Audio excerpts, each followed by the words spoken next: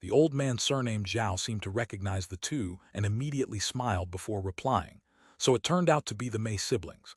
This old man was traveling nearby with his sect members when he saw that an astonishing change had occurred on an island in the distance. As a result, we only just arrived here. You siblings seem to be quite experienced. Do you see anything strange about the heavenly omen? The woman politely replied, Brother Zhao must be joking. If you don't know about the heavenly omen, then how are my brother and I supposed to? However, it seems to be intertwined with quite a bit of yin qi. I suspect that an extremely vicious and evil treasure is being brought into this world. As for the man by her side, he merely nodded in a detached manner. The old man didn't mind how the man behaved. Instead, he lightly coughed and thought to say something else when the melodic sounds of a flute arrived from a distance away.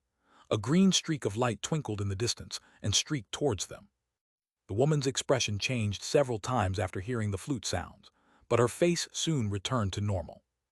Old man Zhao was initially stunned, but he soon thought of something and took another look at the woman with a baffled expression on his face. As for the man by the woman's side, a trace of anger appeared in his otherwise calm expression.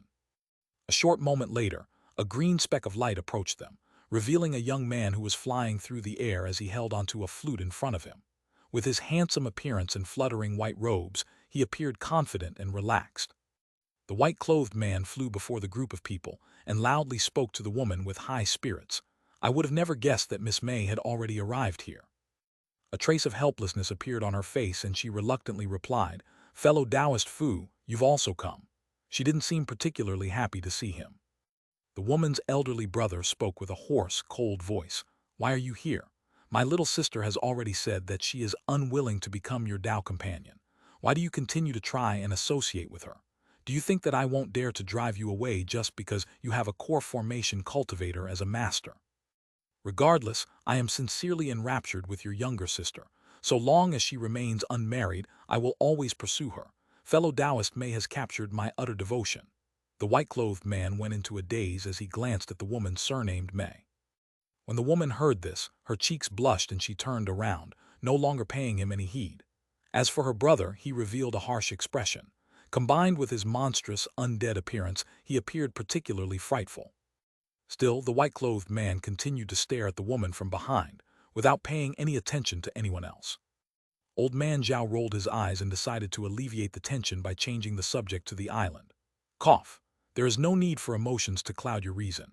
In a short moment, I fear there will be far more fellow Taoists, so if any treasures truly appear on the island, then we had best act quickly. Otherwise, a core formation senior could arrive, and we will be left helpless. The three were slightly shocked upon hearing that. The white-clothed man casually took a look above him and his expression suddenly changed. Yi, the heavenly omen has started to change. The old man and the Mei siblings couldn't help but look up in shock upon hearing him. Sure enough, the incessantly rolling black cloud had started to revolve around a center point, and the huge cloud of yin qi that gathered down below the island had suddenly started to expand, as if a black monster had suddenly emerged. What is that? Could it be that a treasure has suddenly entered this world? The woman asked with a face pale from astonishment. A strange expression appeared on her brother's face as he gazed at the island and said, Let's go take a look regardless. Perhaps an opportunity will appear before us. When the woman heard her brother, she hesitantly said, But what if it isn't a treasure? What if it is an expert refining a top-grade technique? Can we afford to provoke such an individual? Her brother impatiently said with a cold voice, There is nothing in this world without risk, and there is always a level of danger associated with acquiring treasure. Additionally, if there truly is a senior on the island, we will merely ask to be excused with some polite words. Then, without paying any further attention to the others, he stamped on the sword magic tool beneath his feet and flew in the direction of the small island. The woman paused for a moment before rushing after him with a worried expression on her face. The white-robed man revealed some slight hesitation and looked in the direction of the old man. Seeing that the old man had yet to act, a trace of doubt appeared on his face.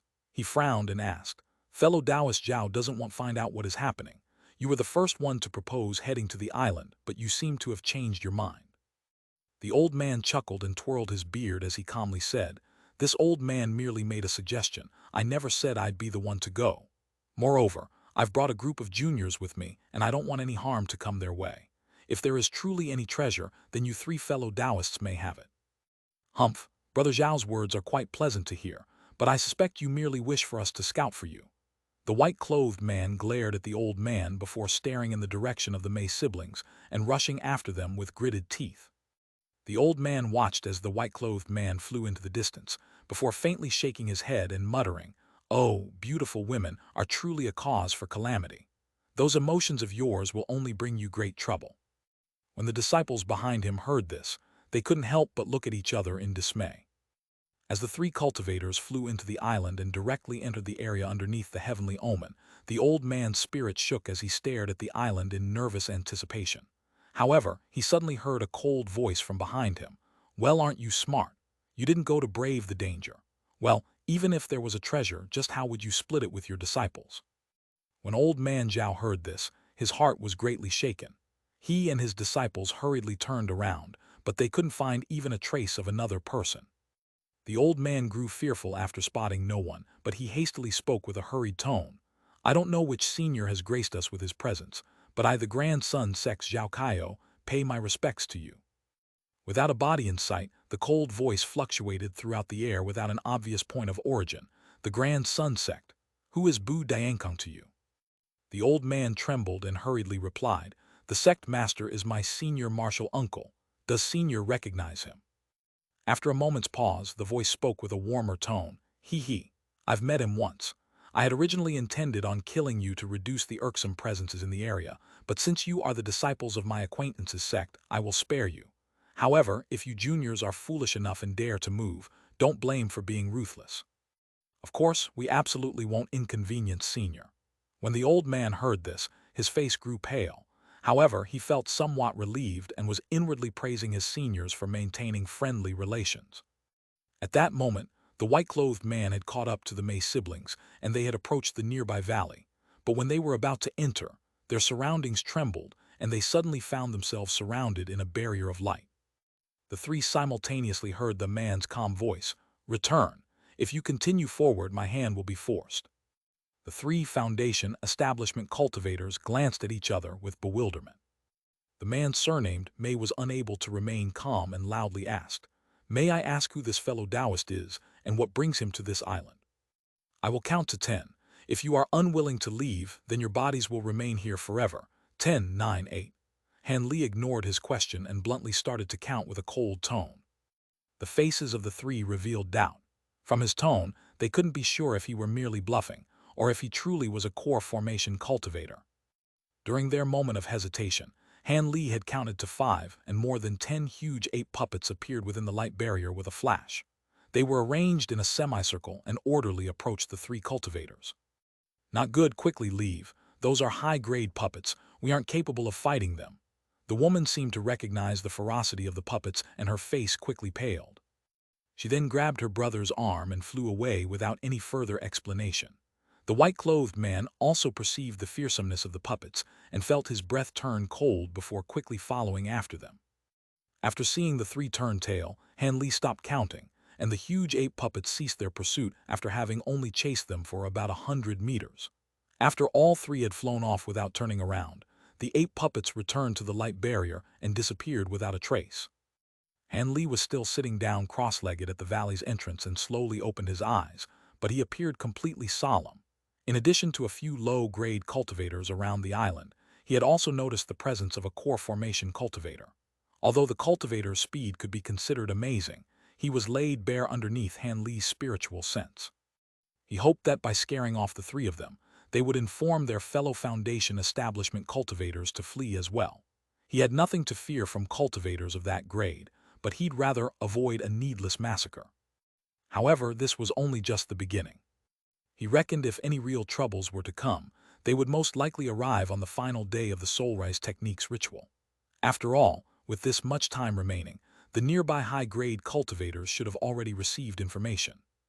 And Li reckoned that there would be 4 core formation cultivators present on the last day at most. It was almost impossible for a nascent soul cultivator to just so happen to be nearby. This wasn't the outer seas after all. In such a vast expanse of ocean, one would typically only find a few core formation cultivators at most, and at his current cultivation Han Li had nothing to fear from them. Although he didn't wish to attract any attention, if those cultivators were unwilling to back down, he would have no choice but to act ruthlessly. Having come to that conclusion, Han Li's face became expressionless, and he closed his eyes once more. The three Foundation establishment cultivators had already returned to where they had set off from, leaving Old Man Zhao quite baffled. The old man probingly asked, "What happened?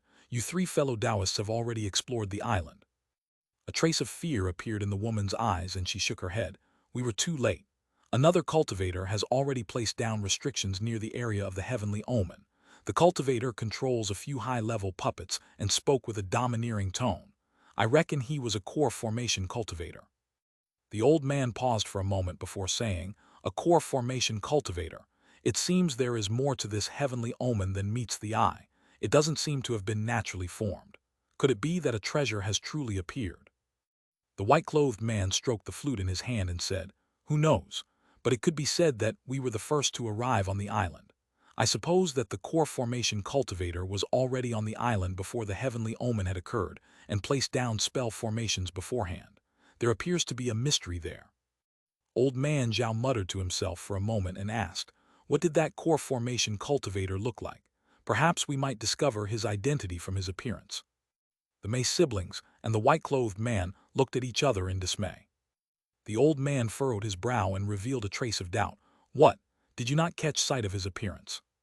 When the white-clothed man saw the old man's expression, he recalled the matter from before and his face grew sullen. He said with obvious annoyance, "Humph! If Brother Zhao doubts our words, then he can go look for himself and see whether or not that senior will treat you leniently. I don't believe he will." The old man chuckled and replied, "Fellow Taoist misunderstands. It was but an impulsive question. Since the island already has a core formation senior on it, then there is no place here for people of our cultivation, regardless of whether or not any treasures truly emerge." The man surnamed May curled his lips and indignantly said, "That might not be true. Even if he is a core formation cultivator, if we were to join hands with a dozen fellow Foundation establishment Taoists, perhaps we may be able to match him." The white-clothed man shook his head and said, "Brother May must be joking. Not to mention that we don't have that many Foundation establishment cultivators. We don't even know if there is truly a treasure on that island or how valuable that treasure could be. Who would be willing to blindly offend a core formation cultivator over potentially nothing?" When the siblings heard his words, they grimaced and opened their mouths, but they couldn't think of anything to refute him with. As a result, they could only sigh and silently close their mouths. The woman surnamed May turned to her side and gently said, "Elder brother, since there is too much uncertainty, we should leave. There is little point in involving ourselves any further." Her brother was clearly hesitating due to the uncertainty. Although he knew that a core formation cultivator had taken action and that it would be impossible to acquire any gains, it also wasn't common to come across a rare treasure appearing in the world. As such, he was reluctant to leave. After all, to vagrant cultivators like him and his sister, this was a very rare opportunity. "Leave, in your dreams. No one is leaving until I give them permission." Before the brother could finish his thoughts, a cold voice suddenly arrived from varying directions. The May siblings and the white-clothed man were shocked and immediately grabbed onto their storage pouches as they vigilantly looked all around. However, they were unable to find a single trace of the speaker. With his spiritual sense continuously sweeping his surroundings, the man surnamed May asked the old man in a chilling tone, "Fellow Taoist Zhao, what is going on?" The old man bitterly smiled in a helpless manner and said, "Don't ask me. I'm not allowed to leave either." When the other three heard this, they instantly pondered over whether or not to believe the old man. However, their musings were interrupted by a flash of yellow light 30 meters away that revealed a white silhouette. White chi was wrapped around the figure, and it appeared blurry like a mirage. When the three saw this, they were immediately frightened and reflexively released their magic tools in front of them as they vigilantly watched the silhouette. The white figure spoke with an icy voice and an irritated tone, "Humph, could it be that you juniors wish to attack me?" Although the woman surnamed May was incapable of seeing the true appearance of the white silhouette from his spiritual chi fluctuations, she recognized him to be a core formation cultivator. Her face paled and she tactfully explained, "We don't dare to. It was only that we don't know how we offended Senior and why he won't allow us siblings to depart." "Offend me? No, I merely don't wish to allow any word of this to spread outside, and until I figure out whether or not a treasure has emerged on the island, no one is allowed to move even a step. Otherwise, I'll end you immediately." The white silhouette spoke with tremendous arrogance. When the three heard this, they were shocked. The white-clothed man took a deep breath and slowly asked, "Since that is the case, then how about Senior go and take a look?" The white silhouette snorted and said, "Relax, I'll leave right now, but before that, give me a detailed explanation of what you saw on the island."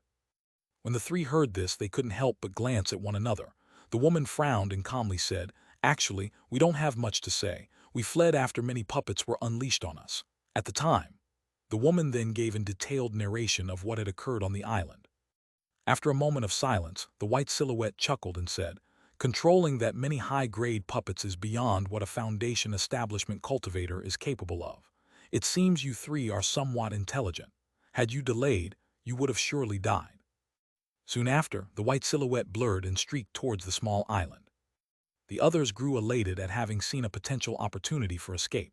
However, they heard the silhouette's voice slowly speak from a distance. "I've already told you once, if you dare to leave before I have returned, don't blame me if I head off to kill you. I am not a forgiving person." His words gradually grew softer as he grew more distant. With the white light now so far away, they had originally planned on slipping away. But after some consideration of the consequences, no one dared to leave and provoke the core formation cultivator. At nearly the same time, Han Li opened his eyes and wore a sullen expression. Han Li muttered in a seemingly irritated voice, "I thought that he'd come tomorrow. I didn't expect him to be the impatient sort." Han Li's expression then stirred, and he glanced in another direction with a pensive expression. He turned his head to the sky and sighed. "There is yet another one. It seems I'll have to deal with them one at a time. It's impossible for me to just scare core formation cultivators away." With that said, Han Li patted the spirit beast pouch at his waist and released a large cloud of buzzing, black-tainted gold-devouring beetles. After revolving once around his head, they condensed into a huge tricolored lance. "Since you're courting death, don't blame me for killing you." Han Li stared at the lance for a moment and shouted, "Go!" The lance then immediately trembled and shot off without a trace. As Han Li gazed in direction of the huge lance, a trace of murderous intent appeared within his eyes. The white silhouette approached the small island and stopped at its edge, as the white chi then disappeared to reveal a middle-aged cultivator that appeared bloodlessly pale. He took a look up above at the heavenly omen in the sky, and a strange expression flickered within his eyes. He then wrapped his body in white chi once more and blurred his appearance before disappearing in a blur. The white silhouette had used a concealed movement technique, wanting to sneak into the island and investigate. At that moment, over 10 streaks of red light flew over from the other side of the island while escorting a gorgeous flying chariot. The flying chariot was 27 meters long and was manufactured from an unknown type of fragrant wood. It was layered with talisman characters and shined with a white light. The carriage was being pulled by 3 azure demon birds. These ferocious birds were 3 meters long, with 6 eyes and 4 wings. They flew at an extremely quick speed and pulled the chariot to the small island in the blink of an eye. "Stop!" a man's voice ordered from within the chariot as it came to an immediate stop, along with the streaks of red light that accompanied it. Soon after, each of the red radiances disappeared to reveal young, beautiful women, each wearing light green palace robes. They had their black hair rolled up in a bun and 2 swords on their back. These female Foundation establishment cultivators stood at the sides of the chariot and had their heads bowed in solemn expressions. An astonished voice came from the chariot. "How strange! How can there be someone using a heretical, heaven-defying technique here? From the yin chi that's gathered, it seems to be the soul-rise technique rather than the sun-form technique." A young woman's voice soon followed. "With such an astonishing heavenly omen, why can't it be the appearance of a wondrous treasure?" Although her tone was chilling, it carried an unconcealable sweet allure. The first voice chuckled and spoke with confidence. "You think I can't differentiate between a heretical technique and the appearance of a treasure?" After a moment of silence, the woman icily snorted and bluntly said, "That's just what you say. Perhaps it truly is an omen of a treasure appearing. In any case, I can't tell the difference between the two. You want to know whether or not it's true, then how about we go take a look? Regardless of whether it's the sunform technique or the soul-rise technique, they both require a core formation cultivation to perform. Additionally, one's cultivation would greatly suffer after performing such a technique. Even having one's cultivation drop an entire stage is to be expected. I'm quite curious to see who is performing this technique. If their cultivation is deep enough, then let's take them in. Our divine dove hall is currently lacking a few enforcers. The man appeared exceptionally indulgent to the woman. The woman hesitated for a moment before agreeing. "Fine, the beast chariot has flown for nearly a month, and I am feeling somewhat bored. Let's go to the island for some relief." "Just a moment, I'll disable the protective barrier." Soon after he said this, the chariot flashed with white light and the radiance slowly faded, revealing the man and woman sitting within. The hem-probed man appeared to be in his late 20s and had his head held high, giving him an elegant and refined appearance. As a result of an unknown cultivation art, his forehead faintly glowed with golden light. At his side sat a young woman that appeared to be in her late teens. She was dressed in white muslin robes, with skin as smooth as jade and long, black satin-like hair. However, the woman's complexion was deathly pale, giving her the dreamlike appearance of an otherworldly immortal. The young woman leaned against a corner of the chariot and frowned as if she were displeased. But after seeing the light barrier dissolve, her expression stirred as she stood up and left the carriage. The man gently watched the woman and followed her out with a faint smile. The young woman glanced in the direction of the island and wantonly said, "Fellow Taoist Wen, do you think the odds of a ghost mist appearing nearby is high?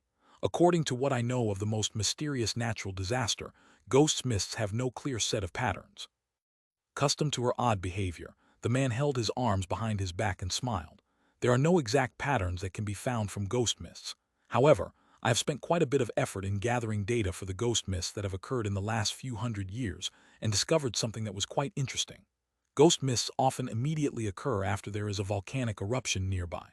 Although this isn't always the case, there is at least a one-third correlation. These seas happen to have had 2 volcanic eruptions nearby, so I reckon the odds of a ghost mist appearing are relatively high." When the young woman heard him, her eyes revealed a strange expression. After a moment of hesitation, she slowly asked, "Did fellow Taoist Wen spend such a long time traveling with me to this place in order to see the ghost mist? When ordinary cultivators encounter a ghost mist, they perish. Why would you take the initiative to go searching for a ghost mist?" "Why shouldn't I? I have no present matters at hand, and wouldn't be better to see whether or not my hypothesis is true. Don't tell me that if a ghost mist truly appears here that I won't be able to flee." The youth surnamed Wen waved his sleeve with an indifferent expression. When the young woman heard him, she remained silent for a time and pointed to the heavenly omen above the island and calmly asked, "Are we going now? It seems the cultivator is in the middle of a crucial period of the ritual. Wouldn't we be bothering them?" An arrogant expression appeared on the elegant man's face and he bluntly said, "Me, a bother. I Wen Tianren wish to have a chat with the core formation cultivator. If he dares to be rude to me, then I will kill him." The woman glanced at the youth in silence, but it was true that this man's abilities were vast and profound. Although he had yet to condense a nascent soul, he was peerless among cultivators of the same grade. He was famed as the strongest core formation cultivator in the scattered star seas, and it was likely to truly be the case. "Yi," the man's expression suddenly stirred, and he glanced at the island in astonishment. "What is something the matter?"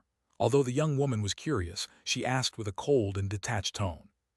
A trace of seriousness appeared on his face as the man observed the island. "How interesting. There are 3 core formation cultivators on this island. 2 of them are lacking and are at early core formation, and one of them is using a somewhat impressive concealment technique, but he is still beneath my notice. However, there is a late core formation cultivator present that appears abnormal and has noticed my spiritual sense sweeping over him. In fact, his spiritual sense may be greater than my own." When the young woman heard this, she was shocked. She had personally witnessed his spiritual sense rivaling that of nascent soul eccentrics, but now he had met a core formation cultivator with an even stronger spiritual sense. This was truly hard for her to believe, causing an odd expression to appear on her face for the first time in a long while. However, the young woman knew that while this man appeared gentle and refined, he was by no means magnanimous. Rather, he was a cunning, sinister, fickle and temperamental man that would kill others at a whim in a display of overwhelming power. Fortunately, the man seemed to view her personality as interesting and hadn't treated her forcefully, much to her relief.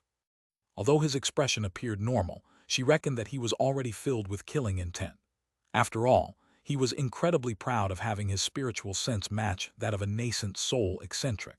How could he allow a similar grade cultivator with abilities superior to his continue to exist? The young woman sighed and could only feel a trace of pity towards the cultivator on the island. While this was occurring, there was a piercing whistle that shrieked across a rocky area on the small island several kilometers away from the valley. Afterwards, an extremely huge tricolored lance appeared from the south and passed through the area in an instant. Puff, light glimmered as the huge lance suddenly struck a mist of white chi. The person inside the chi barrier wavered and revealed a panic-stricken face. He gaped in terror and immediately spat out a violet jade club, but in that same instant, the barrier of chi had been broken. Before the white silhouette could do anything with his magic treasure, a hole had already appeared through his body. The corpse filled the air with blood as it fell to the ground, and with a bang, the corpse disappeared into the rocky area below. The lance then transformed back into a swarm of insects that now enveloped a storage pouch and a violet jade club as they returned to the valley with a low buzz. A short moment later, Han Li grabbed the storage pouch and swept his spiritual sense through it. In his other hand, he held the violet club and was fiddling with it absent-mindedly. A short moment later, Han Li put the items away and slowly turned his head to look into the distance with a gloomy expression. Not long after he had released his gold-devouring beetles, he had felt a well-concealed spiritual sense sweep past his body, causing him to nearly jump in fright. It had left an impression very similar to that of a nascent soul eccentric. As a result, he had carefully tracked it back to a group of cultivators that had just appeared. He was shocked after discovering the owner of the fearsome spiritual sense to be an imposing late-core formation cultivator with a young appearance. In fact, he didn't seem all that different from Han Li himself. Han Li was dumbstruck. In the instant he had swept his spiritual sense past the cultivator had discovered his prying and used some sort of restriction to forcibly repel his spiritual sense. Han Li grew sullen at suddenly being blocked from further observation. After Han Li's spiritual sense was repelled, he naturally concluded that these arrivals weren't ordinary cultivators. With the sneaky white silhouette easily dealt with by his gold-devouring beetles, Han Li could now focus the entirety of his attention on the newly arrived late-core formation cultivator.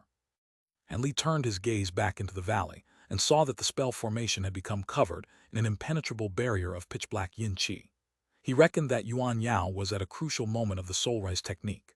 If she were to be disturbed at this point, not only would Yan Li doomed to forever be nothing more than a disembodied soul, but Yan Yao would also receive terrible a backlash and injury.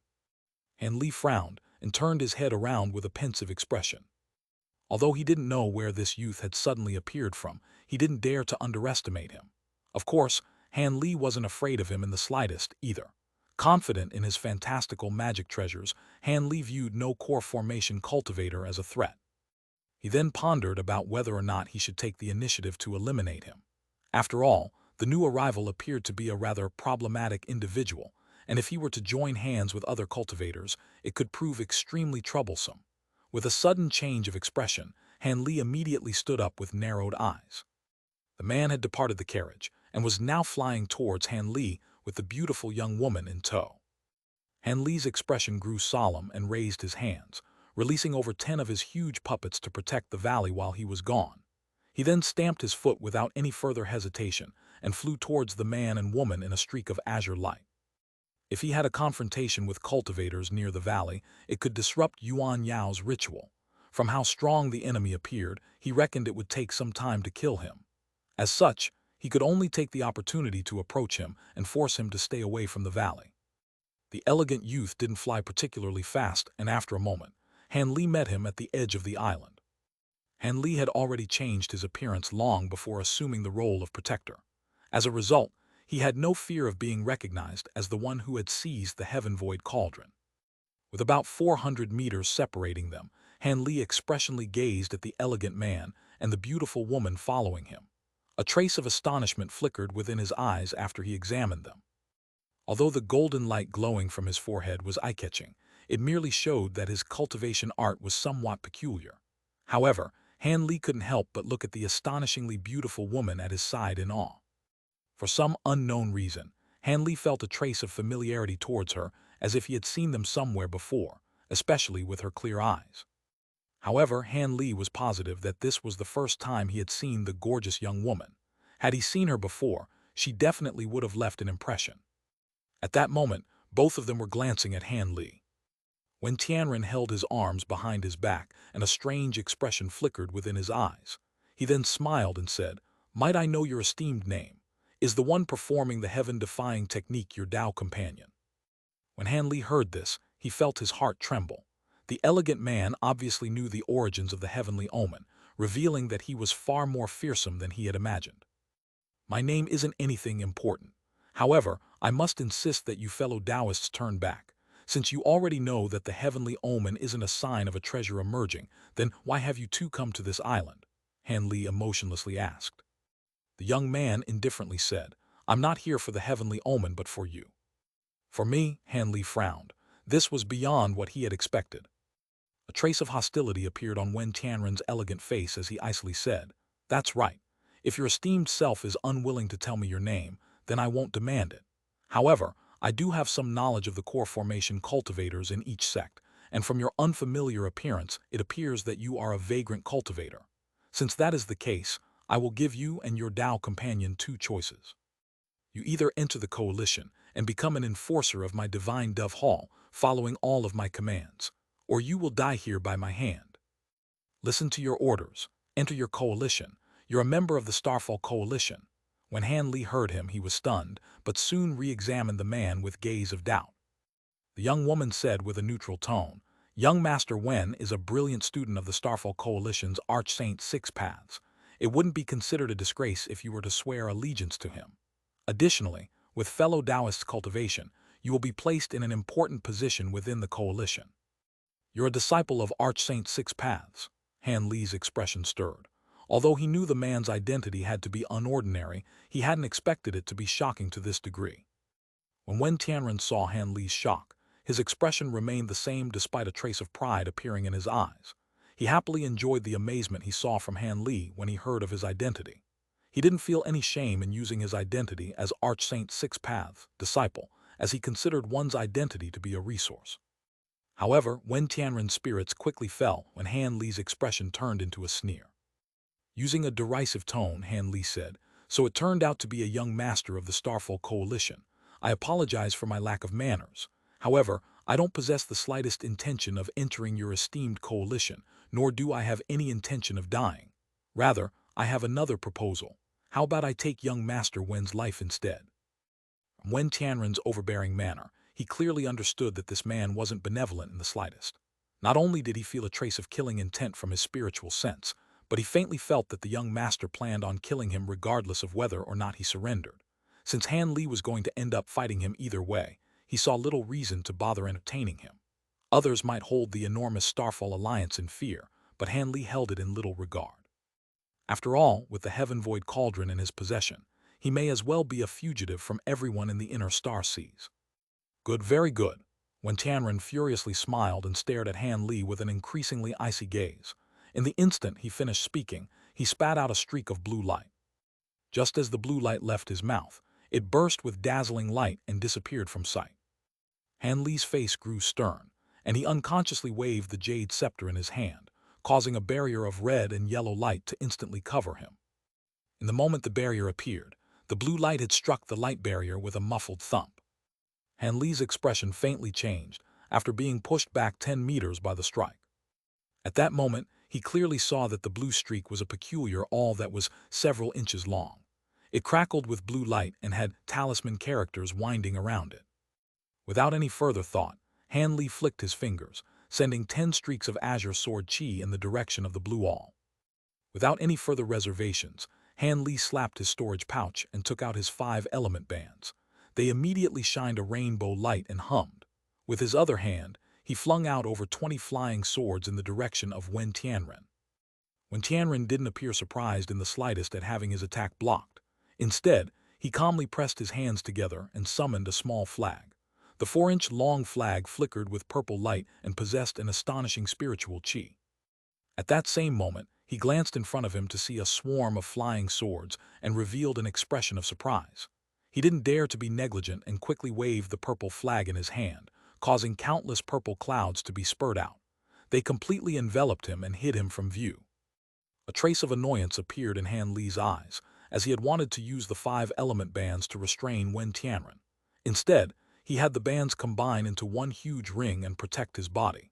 At that same moment, he formed an incantation gesture with his hands, activating the Sorchido Phantasm technique. The 24 azure swords suddenly blurred, and multiplied into a swarm of 96 azure streaks, piercing though the azure cloud in an overbearing assault. When the gorgeous young woman saw this from a distance, she revealed astonishment, and her expression paled from shock and disbelief. Soon, a complicated expression flickered across her face. The azure streaks of light were like countless wasps as they continuously pierced through the clouds. However, their countless strikes passed through the cloud as if nothing were there. When Han Li saw this, he unconsciously frowned and his expression turned grim. Although he knew that he wouldn't so easily rid himself of Wen Tianren, this person had yet again exceeded his expectations. With that thought, he pointed to his flying swords and had them revolve once more around the azure clouds as they hummed, transforming into 10-meter-long swords that emitted a suffocating pressure. At that same moment, Han Li slapped the spirit beast pouch at his waist. Countless gold-devouring beetles rushed out from Han Li's storage pouch before instantly forming into a huge tricolored cloud. The beetle swarm was about 100 meters wide and emitted an astonishing pressure. Yi, a distant yell of fright was heard in response. Han Li's eyes coldly glinted as his gaze fell onto the gorgeous young woman. The woman was covering her small, delicate mouth while her eyes revealed astonishment. Han Li was surprised when he noticed that her expression seemed to hold an inexplicable hint of joy. Han Li was momentarily distracted by her inexplicable display when two massive rumbles erupted and tore his attention back to the battle at hand. He hastily turned his gaze back to the purple clouds in alarm. An ancient copper shield that glowed with white light had left the azure clouds and easily blocked the strikes of his two huge swords. And Li inwardly sighed at this, as he still hadn't taken much time to temper the flying swords. He had relied on the extraordinary quality of materials of the swords to overwhelm the magic treasures of common cultivators. But now that he had reached late core formation stage, the might of his magic treasures had clearly fallen behind those of his peers. Even when merging them together, his flying swords didn't pose much of a threat to cultivators of a similar grade. As these thoughts surged through his mind, he had his two flying swords continue to strike the violet cloud regardless of their efficacy, but the ancient shield was able to block every strike with ease. At that moment, Han Li released a series of low-pitched whistles, causing his gold-devouring beetles to hum for a moment before swarming towards the purple cloud en masse. Although he didn't know what the purple cloud was made of, it would still be consumed by the gold-devouring beetles all the same. Seeing that huge cloud of insects suddenly appear, Wen Tianren couldn't help but coldly snort in disdain. "Humph! Insect techniques, you're courting death." When Han Li heard this, he immediately felt a surge of joy. If Wen Tianren treated his gold-devouring beetles as common insects, then when the swarm of beetles arrived at the purple cloud, his death was practically assured. Han Li inwardly sneered, but just as the insect swarm arrived at the purple clouds, Wen Tianren suddenly shouted, "Go!" An astonishing scene then occurred. A golden light suddenly burst forth from the purple cloud, and countless gold threads shot out. The gold threads shot into the swarm of gold-devouring beetles. Then, in the wake of several loud cracks, dead beetles began to fall from the sky like a heavy rain. The gold threads had actually overwhelmed the gold-devouring beetles. The beetles were greatly resistant against the strikes of magic treasures, but against these golden threads, they were completely defenseless. When Han Li saw this, he was overwhelmed by furious alarm. He hastily released a sharp whistle to have his insect swarm immediately return and revolve around him. However, the golden threads weren't about to let the beetles slip away. They shot after the beetles as they escaped, filling the sky with their bodies.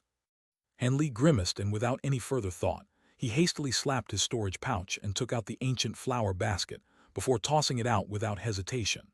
The flower basket turned into a cloud of white qi in a flash of light and directly approached the gold threads. When the white qi had incorporeally passed through the insect swarm and arrived among the golden threads, he wore a strange expression and quickly formed an incantation gesture with his hands. The white qi immediately began to spin and glow with white radiance. The golden threads were enveloped by the white light and were immediately restrained, slowing them down immensely. The beetle swarm took advantage of that opening to fly back into Han Li's spirit beast pouches. However, Han Li's expression was extremely unsightly at that moment. In that short exchange, he had lost nearly 10,000 of his black-tainted gold-devouring beetles. If he hadn't used the ancient flower basket to respond, he would have suffered devastating losses. Just what kind of magic treasures were these threads for them to contain such fearsome power? He was in complete disbelief as to what had just happened. His gold-devouring beetles were repelled before they could even display their tremendous power. Han Li had momentarily become despondent before he observed the gold threads undergo a transformation while within the white chi. After seeing them gently flicker, they dimmed and revealed their true form. They were thin golden needles and were only about an inch long and had a golden luster. When Han Li saw this, he was truly shocked.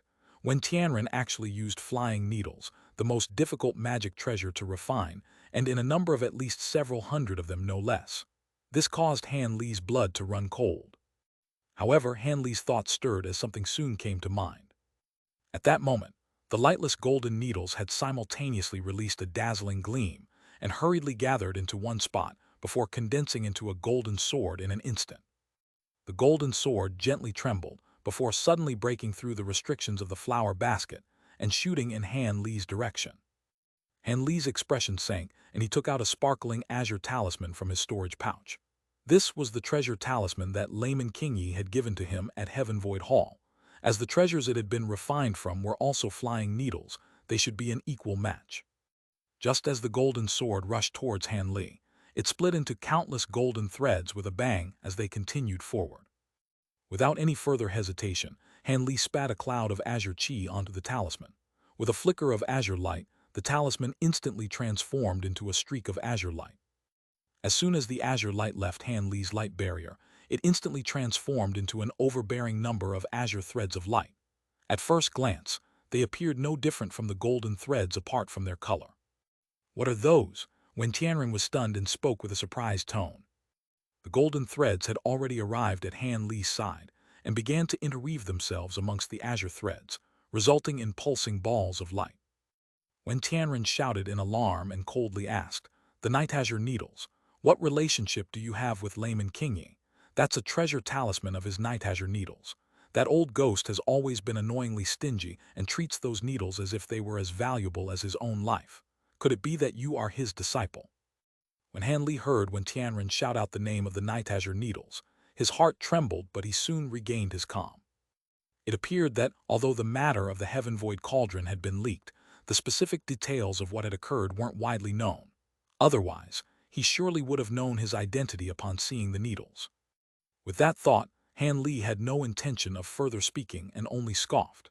He then circulated all the magic power in his body and took advantage of Wen Tianren's moment of hesitation, pushing back the golden light threads and turning the tide of battle into Han Li's favor. Wen Tianren's furious voice yelled from within the violet cloud, "You're courting death. Since you're unwilling to explain, I won't bother to show that old ghost Qingyi any face. I will have you personally witness the most formidable devilish cultivation art in the scattered star seas, the devils of 6 apexes. Don't blame me for being ruthless." After that was said, he recalled the golden threads from their confrontation with the Night Azure Needles, having the needles fly back into the purple cloud in an instant. Han Li scowled as the atmosphere suddenly became silent. Without any reservations, he had the azure streaks of light surround the purple cloud and madly pierce into it. However, it ended up with the same result as before. All of the streaks of light pierced through the purple cloud with little effect. A cold air of resolve then emitted from Han Li's face. He immediately recalled the needles and had them return into a talisman before placing them back into his storage pouch. As the Night Azure Needles were extremely powerful, he wasn't going to allow the talisman's power go to waste. Han Li's expression wavered as he continued to look at the tranquil purple cloud.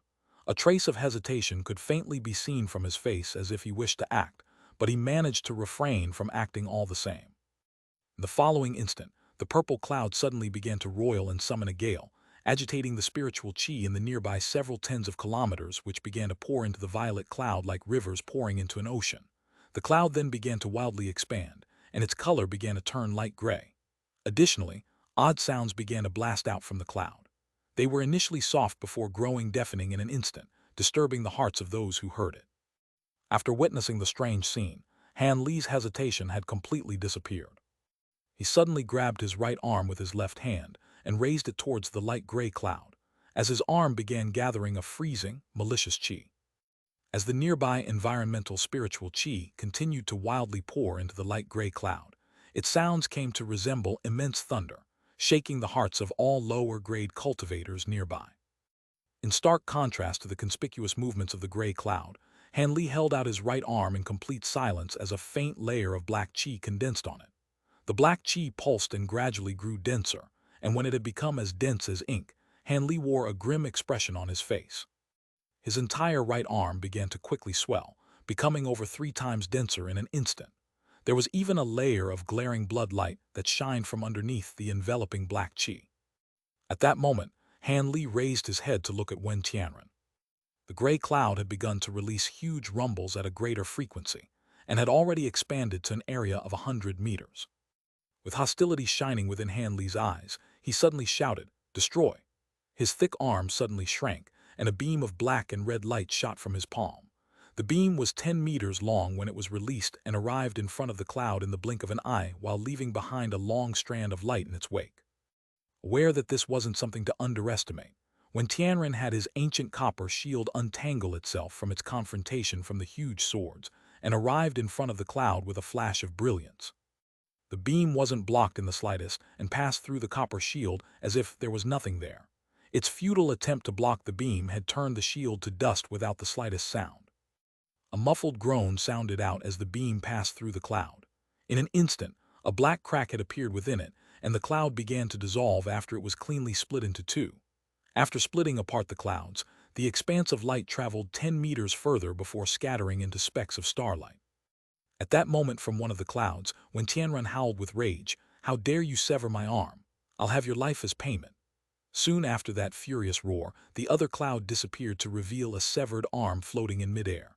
From the cloth that remained on the arm, it appeared to be Wen Tianming's left arm. When Han Li saw this, his eyes narrowed, and he instantly recalled the name of a legendary devil Dao technique, cataclysmic graft. This technique used a limb that had been refined in advance as a substitute to block an attack from reaching their body. With only a single thought, one could have their own limb take the place of any severe harm that came their way. It was particularly effective at handling curse-type heretical techniques. However, it was said that this legendary devilish Dao secret technique could only be refined by nascent soul cultivators. It was beyond Han Li's imagination for Wen Tianren to be able to fully use this technique. As for the fearsome attack that Han Li had just used, it was a secret technique from the profound Yin scriptures called the Yin Devil Execution. It operated in the same manner as the blood spirit drill. They both refined a portion of one's base essence that was folded to contain an immense, unstoppable force that was consumed after a single use. The cultivation of an individual affected how many times the base essence could be folded, signifying its strength, as well as the amount of time it would require to condense. According to legend, when it was condensed to the deepest folds, it could tear through space itself and leave only the void in its path. Of course, who could actually invest that much time and effort into preparing a strike of that degree? Han Li himself was only able to condense the attack to a small degree, and that was after much effort. Having seen his last 2 attacks remain ineffective, Han Li had guessed that the cloud possessed a miraculous effect of shifting one's position. As a result, he determined that he needed to use the Yin Devil Execution. Although the attack wasn't able to tear through space itself, it had broken through Wen Tianren's evasion technique with great efficacy. Although Wen Tianren may have avoided calamity through the cataclysmic graft, his origin chi must have suffered quite heavily, and from the bloody scent of his severed arm, he couldn't be doing too well. As Han Li inwardly sneered, he heard a rustle, and the cloud began to release an expanse of golden light towards his arm before enveloping it. Han Li was startled and revealed a strange expression. Just as he pondered what Wen Tianren was doing, a cold and unnatural whistle roared from the gray cloud. The cloud was then swept away to reveal Wen Tianren's body. A cold expression appeared on Han Li's face as he stared at him. Wen Tianren stared back with obvious resentment. At his side, there were 6 huge malevolent phantoms with horns on each of their heads, tusks emerging from their mouths and scales covering their bodies. With the addition of the devilish qi that coiled around their bodies, it appeared as if devils had truly been brought into this world. Han Li gloomily muttered, "Devils of 6 apexes." When Tianren coldly snorted and glanced at his severed arm before staring at Han Li with killing intent. "Now you will know the fearsomeness of Archsaint Six Paths. Although these are only the phantoms of his likeness, they will be more than enough to deal with a core formation cultivator like you." Ever since Wen Tianren had attained his current profound cultivation, he had yet to suffer such heavy injury. With the addition of Han Li's remarkably powerful magic treasures, he felt an even greater urge to kill him. When Tianren suddenly held out his arm stump and had a slim, dual-horned phantom behind him spit out a sliver of faint red mist. The mist quickly wrapped around the arm stump a moment later. The mist scattered to reveal a completely restored arm. He then moved his fingers and waved his hand 2 times as if it had completely recovered. When Han Li saw this, he wore an expression of astonishment. When Wen Tianren saw Han Li, a mocking expression appeared on his face. He then clapped his hands together, and the phantoms behind them grew slightly taller. Their bodies then began to blur as if they were about to take action. Han Li instantly reacted by raising his hand and pointing at Wen Tianren's head. The 2 huge azure swords suddenly burst with radiance and chopped at Wen Tianren. However, Wen Tianren merely continued to coldly stare at Han Li and ignored his swords. The tallest and most fiendish of the phantoms behind him flew up and grabbed onto the huge swords in a flash, holding one in each of its hands.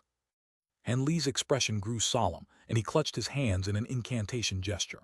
The huge swords began to glow with azure light as they were grasped in the phantom's hands and struggled as fiercely as they could. The eyes of the phantom then flickered with red light, and its grip tightened. It violently spat out gray devil fire from its mouth onto the flying swords and began to roast them. Haha, the strength apex devil has grabbed onto your magic treasures. Do you actually believe that they will be able to escape? Wen Tianren howled with laughter at the sight of the flying swords being roasted. He then pointed at Han Li without hesitation, having his other 5 phantoms blur and disappear. A short moment later, they appeared right outside of Han Li's barrier. Wen Tianren appeared to believe that his victory was all but certain, and prepared to have the phantoms exterminate Han Li. From the strength displayed by the incarnation of the strength apex devil, he was confident that if the 6 phantoms joined hands, even early nascent soul cultivators would find it difficult to deal with them. The 6 apex devils' art was truly worthy of being known as the top-ranked devilish art in the scattered star seas. At that moment, Han Li's expression grew cold after seeing the new developments. He then raised his hands and dense bolts of golden lightning flashed out, striking the phantoms nearest to him. When Tianren couldn't believe his eyes. Following 2 cracks of thunder, the phantoms dimmed and wore an expression of bitter suffering before fading away in a pulse of gray light. Wen Tianren was shocked and remained in disbelief, as if what he just saw were a trick of the eyes. Han Li's hand struck again with lightning, instantly exterminating another 2 of the phantoms in an instant. At that same moment, when Tianren had finally regained his mind, full of regret, he loudly yelled and spat out a ball of silver light while simultaneously ordering his last phantom to flee. Although these apex devil phantoms had been formed from the nearby spiritual chi, a portion of his own body's spiritual power was also incorporated into them. When each of them died, a portion of his cultivation also declined. Although he would be able to regain it later, it would prove disadvantageous while still in combat. But before the ball of silver light reached Han Li, he heard another clap of thunder above him. When Tianren's complexion paled as he hastily raised his head and saw that the strength apex devil had turned to ash. The 2 huge swords had arcs of golden lightning covering them and were chopping straight towards him. When Tianren unconsciously leapt away in a flash of red light and disappeared before the swords could strike him. In the following moment, when Tianren appeared 100 meters away with an ashen complexion as he stared at Han Li, his 2 legs were now ablaze with a crimson flame. Glimmers of azure light could be spotted from within the flames. Han Li was currently unable to control his flying swords to continue their pursuit of Wen Tianren. At that moment, Wen Tianren's ball of silver light had arrived before him and turned into a huge silver bell and unexpectedly knocked into him. Gazing at the huge bell, Han Li pointed at the ancient flower basket in front of him and had it transform into white chi before shooting to the top of the bell. At that same moment, a muffled clang reverberated throughout the bell. The sound wasn't loud, but with the bell mouth pointed at Han Li, he felt his mind shake from the sound and he nearly collapsed. It was the type of attack most annoying to him, a sound-based attack. Han Li inwardly cursed, but he didn't dare be negligently react. With a flash of white light, the flower basket returned to its original form as a flower basket. Soon, it started revolved and spouted out a white radiance that enveloped the silver bell, attempting to draw it in. Of course, the silver bell naturally wasn't going to just obediently submit. It shined with a blinding silver light and incessantly rang, but because it was surrounded in layers of white chi, the attacks were dulled. While Han Li still felt uncomfortable from the attacks, he was able to stay standing. At that moment, Han Li paid no more attention to the two ancient treasures above him and turned his gaze to the man across from him. Divine Devilbane Lightning. You possess a magic treasure made of golden lightning bamboo. Apart from the legendary Divine Devilbane Lightning that specialized in subduing evil and devilish arts, when Tianren knew of no other lightning with such heaven-defying power that was capable of eliminating his apex devil incarnations in an instant. The appearance of golden lightning bamboo had caused a bloodbath when it had last appeared in the past, but now it had appeared before him, refined into a magic treasure no less. This realization shocked Wen Tianren to the core. Han Li's expression faintly changed after hearing Wen Tianren call out the name of the lightning, but Han Li sneered before wiping his face of emotion. He merely controlled the flower basket above him and intended to restrain the silver bell before doing anything else. When Tianren naturally knew that he had guessed correctly after seeing Han Li's reaction, and his face grew pale. Regardless of whether or not he was the disciple of the number one figure of the Devil Tao, after realizing that he now faced an unordinary cultivator, along with the fearsomeness of the divine Devilbane Lightning, he became filled with trepidation. After seeing his apex devil struck down by the divine Devilbane Lightning without the slightest resistance, he realized that the legends of the lightning's effectiveness against devilish techniques were completely true. So long as Han Li possessed this lightning, he would be incapable of using a vast majority of his Devil Dao techniques. When Tianren took a deep breath and glanced at Han Li's expressionless figure, when Tianren's face became incredibly gloomy and his heart became uneasy at the faint realization that Han Li would inevitably become a nemesis. Not only were his magic treasures and cultivation equal to his own, but the divine Devilbane Lightning could restrain a vast majority of his techniques. This was intolerable. When Tianren glanced at Han Li and hardened his resolve, no matter how dire the cost, you will not be leaving this island alive. Only with the golden lightning bamboo treasure in my hands will I finally feel at ease. At that moment, the gorgeous young woman that stood in the distance had been left dumbstruck by the series of exchanges in the battle. When the young woman had seen Han Li control the gold-devouring beetles, she had already guessed his true identity, much to her shock. It was truly difficult for her to believe that in only a few tens of years, Han Li's cultivation had climbed to late core formation from early core formation. But after she recalled that the legendary Heaven Void Cauldron was in Han Li's possession, she grew somewhat calmer. Before this point, the young woman wasn't very confident that Han Li would win the battle. She believed that he would only last a while at most before being defeated, and didn't expect that Han Li would hold the advantage. Han Li's faint golden lightning in particular had left the woman at a loss for words. When she saw it destroy Wen Tianren's phantoms, her core was shaken. Divine Devilbane Lightning. She had recognized the gold lightning before Wen Tianren had. She was the one who had originally given Han Li the stalk of 1,000-year-old heaven lightning bamboo. But now, it had already become 10,000-year-old golden lightning bamboo. The woman could only guess that Han Li had somehow acquired other heavenly lightning bamboo during his travels. This gorgeous young woman was obviously Fairy Violet's spirit who had last seen Han Li at the Heaven Void Hall. This woman's appearance had greatly changed, and she seemed to be unwillingly traveling together with Wen Tianren. There seemed to be quite the story behind her current circumstances. As of current, Fairy Violet's spirit was gritting her teeth as she watched the scene in the distance, faintly feeling that the battle was about to resume. Seeing that the silver bell was about to be captured by Han Li's flower basket, when Tianren's expression stirred and the golden radiance on his forehead suddenly grew brighter. Soon, it had extended and condensed into a small, exquisite horn. It shined with golden luster and was covered in profound talisman characters. Not only did it lack any devilish qi, but it was actually filled with an extremely pure spiritual qi. After seeing this horn, Han Li's eyes narrowed and his heart trembled. He instantly pointed to his two azure swords in the distance and had their sword arts dissolve. The huge azure swords hummed, and one of the swords split into 24 swords with the other sword dissolving into light. Han Li then employed the Sword Shadow Phantasm technique and had them form 3 identical copies of light as they returned back to Han Li's side. They then continuously revolved around Han Li to form a protective barrier around him. When Tianren turned a blind eye to Han Li's actions and calmly said, "Good, very good. I didn't expect that you depressure me to this degree. I originally believed that apart from those old nascent soul monsters that there would be no enemies who were a match for me, but it seems I was arrogant and narrow-minded. It's good that I encountered you here. In fact, it can even be considered fortunate.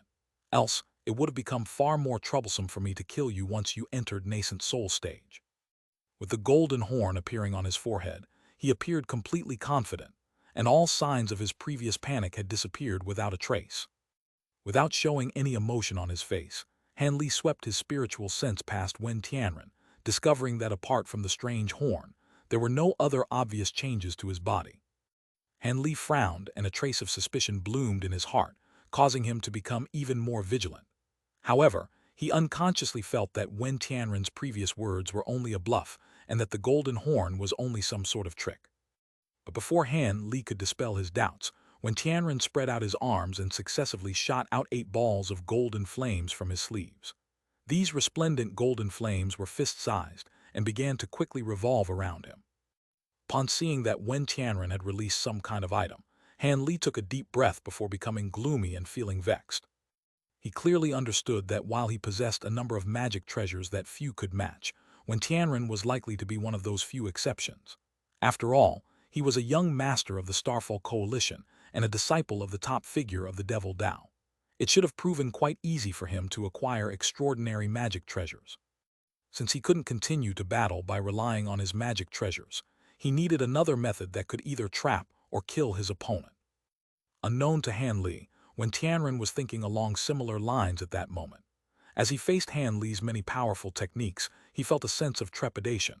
As a result, he ceased using any magic treasures and had decided to use his last resort, the 8 balls of golden flame.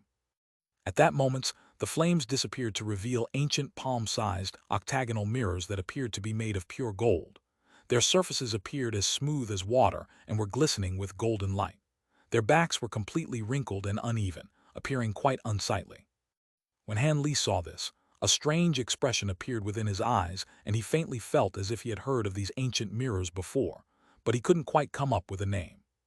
The woman behind Wen Tianren abruptly yelled in shock, "The golden mirrors of 8 gates." Han Li was startled and glanced at the beautiful woman.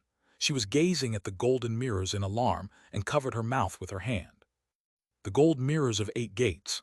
After some thought, Han Li felt as if that name was quite familiar. But when he suddenly recalled the origins of the mirrors, he felt his heart drop and he suddenly felt out of breath. When Tianren deeply glanced at Fairy Violet Spirit before turning his gaze back to Han Li and icily saying, "Since my companion has already shouted out the name of these mirrors, then surely you must know how vicious they are. Now you can die without regret." The golden horn on his forehead began to flicker with a golden radiance, and a slim golden light suddenly shot out it, shooting towards one of the nearby mirrors. The ray of light then continued to be reflected off of the other mirrors, each time growing slightly thicker. By the time it had struck all 8 mirrors, it was as thick as a small bottle. When Han Li saw the light beam increasing in size with every reflection, he furrowed his brow as he stared at every Wen Tianren's every movement. His hand tightly grasped onto the red-yellow jade scepter, and a silver light flickered from his back, followed by the appearance of 2 silver wings. The golden mirrors of 8 gates. How does he possibly have such a heaven-defying treasure? Han Li couldn't help but bitterly smiled. When he recalled the origins of the treasure, his first thoughts were that he couldn't withstand a strike of this magic treasure no matter what. From the description of its power and legend, he'd have to be deranged to even think of attempting something so foolish. Golden Mirrors of 8 Gates was a peak-grade magic treasure that had eliminated an entire generation of Star Palace masters. It was once the possession of a cultivator with immense and profound abilities who had once shaken the scattered star seas for several hundred years. This lone cultivator had been able to withstand the entirety of the Star Palace's forces without being at a disadvantage. At the time, this cultivator had truly been the top figure in the scattered star seas. Of course, the main reason for the fame of the vagrant of the heavenly mirrors was his profound cultivation that eclipsed everyone else in the scattered star seas. His magic treasure, the Golden Mirrors of 8 Gates, was widely known as the top-ranked offensive magic treasure, even at the time of his existence. There had been countless cultivators that had fallen to the mirrors, including at least 6 nascent soul cultivators, emphasizing the fearsomeness of this magic treasure. Of course, Wen Tianren's mirrors were merely replicas of the Golden Mirrors. At Wen Tianren's current cultivation, it would be impossible for him to control such a mighty magic treasure. Had he attempted to take that legendary magic treasure into his body, Wen Tianren himself feared his body would rupture from its overwhelming power. Likewise, if Han Li truly believed that this were the original item, he would have immediately slipped away without the slightest intention of fighting back. Even with this not being the case, Han Li didn't have the slightest intention of receiving any of its attacks. After all, the original's reputation was far too frightful. He had even prepared the thunderstorm wings to evade its attacks should the need arise. With the complete confidence Han Li held in the abilities of the thunderstorm wings, he was able to avoid panic despite the nervousness within his heart. At that moment, the golden light had already reflected off the final mirror and grown into a head-sized golden orb of light. It floated in front of Wen Tianren and continuously pulsed as if it were about to burst. Without any hesitation, Wen Tianren waved to the light orb, which immediately flew into his palm. Wen Tianren grabbed onto the light orb and turned to look at Han Li. An odd expression fluttered within his eyes when he saw the wings on Han Li's back, but it soon disappeared. At that moment, Fairy Violet Spirit glanced at Wen Tianren's golden horn and then turned her gaze to the wings on Han Li's back. She felt her mouth turn dry as a complicated expression appeared on her face. The coming battle was about to greatly widen her horizons, and was something that had reached far beyond what common cultivators were capable of. Both parties had now taken out their last resorts in what was clearly a battle of life or death. Even the intensity of the atmosphere made it hard for her to breathe. She could only silently watch on, in the hopes that her preferred cultivator won the upcoming battle. Wen Tianren made the first move. He brought the golden light orb to his chest and slapped his other hand onto it, causing the orb of light to collapse and shoot out countless thumb-sized balls of light. Contrary to Han Li's expectation, the balls of light entered the octagonal mirrors. The mirrors immediately began to glow and trembled before releasing 8 dense beams of golden light. In the same moment that the beams of light shot out from the mirrors, they had already arrived in front of Han Li with an imperceptible speed. Han Li's expression distorted at the sight. The outermost layer of his sword mirages had instantly disappeared upon contact with the beams of light. Even the true bamboo cloudswarm swords were knocked away with sparks of azure light. They weren't able to put up even the slightest resistance upon making contact with the light beams. The combined 5 element bands flashed with rainbow light and blocked the beams for only a moment before releasing a wail and a violet flash of light, before collapsing into fragments. Han Li was overwhelmed with shock and felt pain at their loss. The 5 element bands weren't of much use against higher-grade cultivators, but they had always been successful when handling cultivators of a similar grade. Their loss was truly a pity. After the incredibly incisive golden lights had shattered the bands, they were about to strike the final barrier of red-yellow light produced by the Jade scepter. Han Li let out a sigh as thunder roared from his back. With a slight flap, he disappeared from sight, and the 8 streaks of light missed their target. A short moment later, Han Li reappeared 100 meters away. With yet another roar of thunder, he disappeared yet again. Wen Tianren was startled upon seeing this, but his expression soon changed after something came to mind. His legs were aflame with scarlet flame as he flew off, instantly arriving at a nearby location. In the instant he moved, Han Li appeared at Wen Tianren's original location with an azure sword streak flickering from his hand. Han Li revealed shock, but he soon disappeared once more in a flash of silver light, leaving thunder in his wake. This time, Wen Tianren didn't move.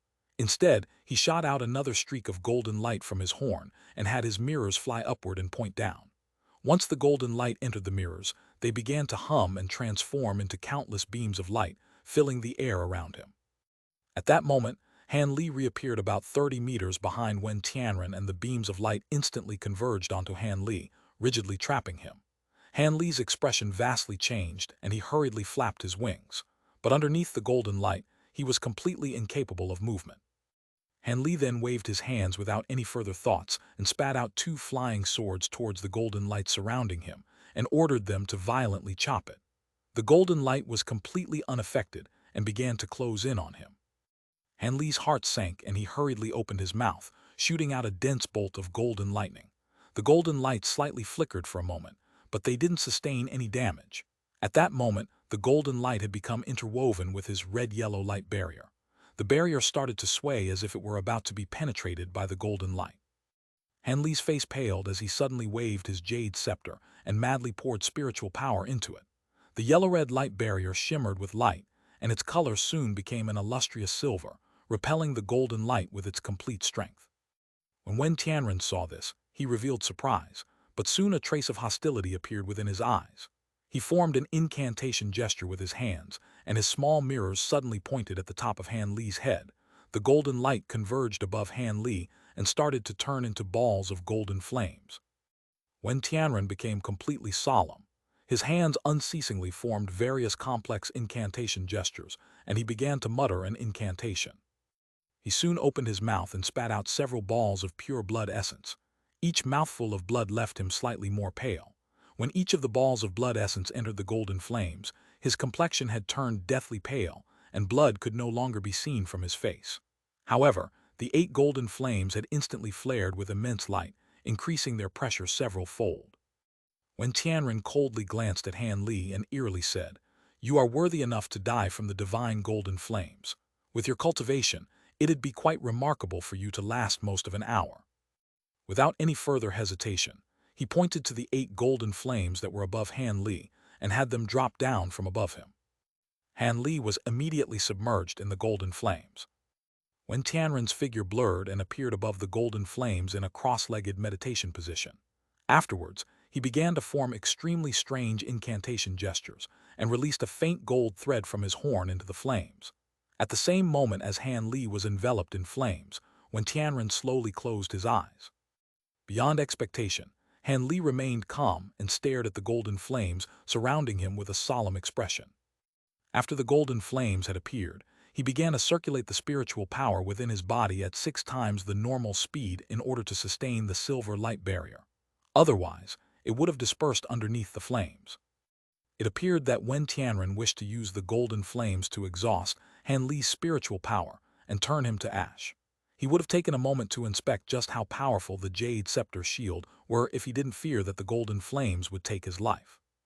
The divine golden flames were truly unordinary. Although they weren't as powerful as the celestial ice flames, let alone the sacred Usra flames, they were still on the same level as Zenith Yin's corpsefire. Han Li was inwardly analyzing exactly how powerful the golden flames were. Were it a common late core formation cultivator, they wouldn't be able to withstand the golden flames for even a quarter of an hour. However, Han Li was anything but common. At that moment, he stared at the golden flames surrounding him with a frown and slapped his storage pouch, taking out a small bottle. Han Li glanced at the small bottle and let out a sigh. It was the myriad-year spirit milk he had just acquired, and it already appeared that he wouldn't be able to last much longer without it. It was quite the cruel joke. Had he not acquired the spirit milk from Yuan Yao, he would have found himself in a dead end. But at the same time, were it not for the spirit milk, he wouldn't have encountered Wen Tianren, a disciple of Archsaint Six Paths, and be in this situation. Han Li felt extremely conflicted about how this situation had developed. According to current situation, he was currently losing, but with the half bottle of myriad-year spirit milk, he felt completely secure. Regardless of the golden light that trapped him or the golden flames that scorched around him, Wen Tianren was incapable of persevering without paying a heavy cost. If Wen Tianren wanted to compete in a battle of endurance, then victory assured for Han Li. Wen Tianren's own actions were about to doom him. With that thought in mind, a sneer momentarily appeared on Han Li's face before he sat down inside the light barrier, preparing his counterattack once Wen Tianren had exhausted himself. Consequentially, a baffling scene transpired. The air that had recently been filled with rolls of thunder and flashes of dazzling light had suddenly turned serene and peaceful. Wen Tianren and Han Li were both sitting down, forming their own incantation gestures in silence. However, the 10-meter-tall golden flames continued to burn. When Fairy Violet Spirit saw this, her luminous eyes shifted and she inwardly sighed. From what she saw, Han Li was bound to be defeated as he was trapped within the golden flames. Although Han Li currently had a silver light barrier around him, she believed it would only provide temporary protection at most. She stood there while wearing a complicated expression, but she had no intention of stepping forward. It appeared she didn't intend to take any action until the battle between the two of them was concluded. At that moment, the Mei siblings, Old Man Zhao and the other low-grade cultivators were grouped together about 50 kilometers away from the island. Although they were too far away to see Han Li's battle with Wen Tianren, they were able to see the brilliant flashes of light in the distance and hear the deafening explosions. This alone had left them greatly alarmed. They had mistakenly believed that this was caused by a battle between the core formation cultivator on the island and the white silhouette. As such, they hadn't dared to leave, but now that all signs of fighting had disappeared, they were all left in dismay. They didn't know who was victorious or if something unexpected had occurred. Since they still didn't dare to rashly depart, they could only force themselves to stay put. On the other side of the island, the beautiful female cultivators that had been escorting the carriage were also whispering to each other with apprehension. Although they were all the personal maids of Wen Tianren, they were no different than true concubines and were treated favorably by him. On that note, if something were to happen to Wen Tianren, their fates were already sealed once they returned. However, because Wen Tianren had given them orders to remain at the carriage when he approached the island, these concubines didn't dare to rashly take action. Time slowly passed while the confrontation continued. Day eventually turned to night, and night turned to early morning. Nearly an entire day passed in complete silence, as if yesterday's battle had never even occurred. At that moment, both groups of cultivators on either side of the island were impatient and filled with doubt as other cultivators were beginning to appear nearby. After an entire day of having the heavenly omen above the island, word spread that a peculiar treasure had appeared on this small island. Naturally, cultivators began to appear nearby. A vast majority of these cultivators were at foundation establishment stage, but there were also a few overly confident chi condensation cultivators mixed in. These people began to arrive at the island from every direction. When they grew near, they discovered Old Man Zhao's group along with the female cultivators around the carriage. Those who met Old Man Zhao and the Mei siblings were better off. As Old Man Zhao and the Mei siblings were quite well connected, many cultivators came to them to find out what had happened.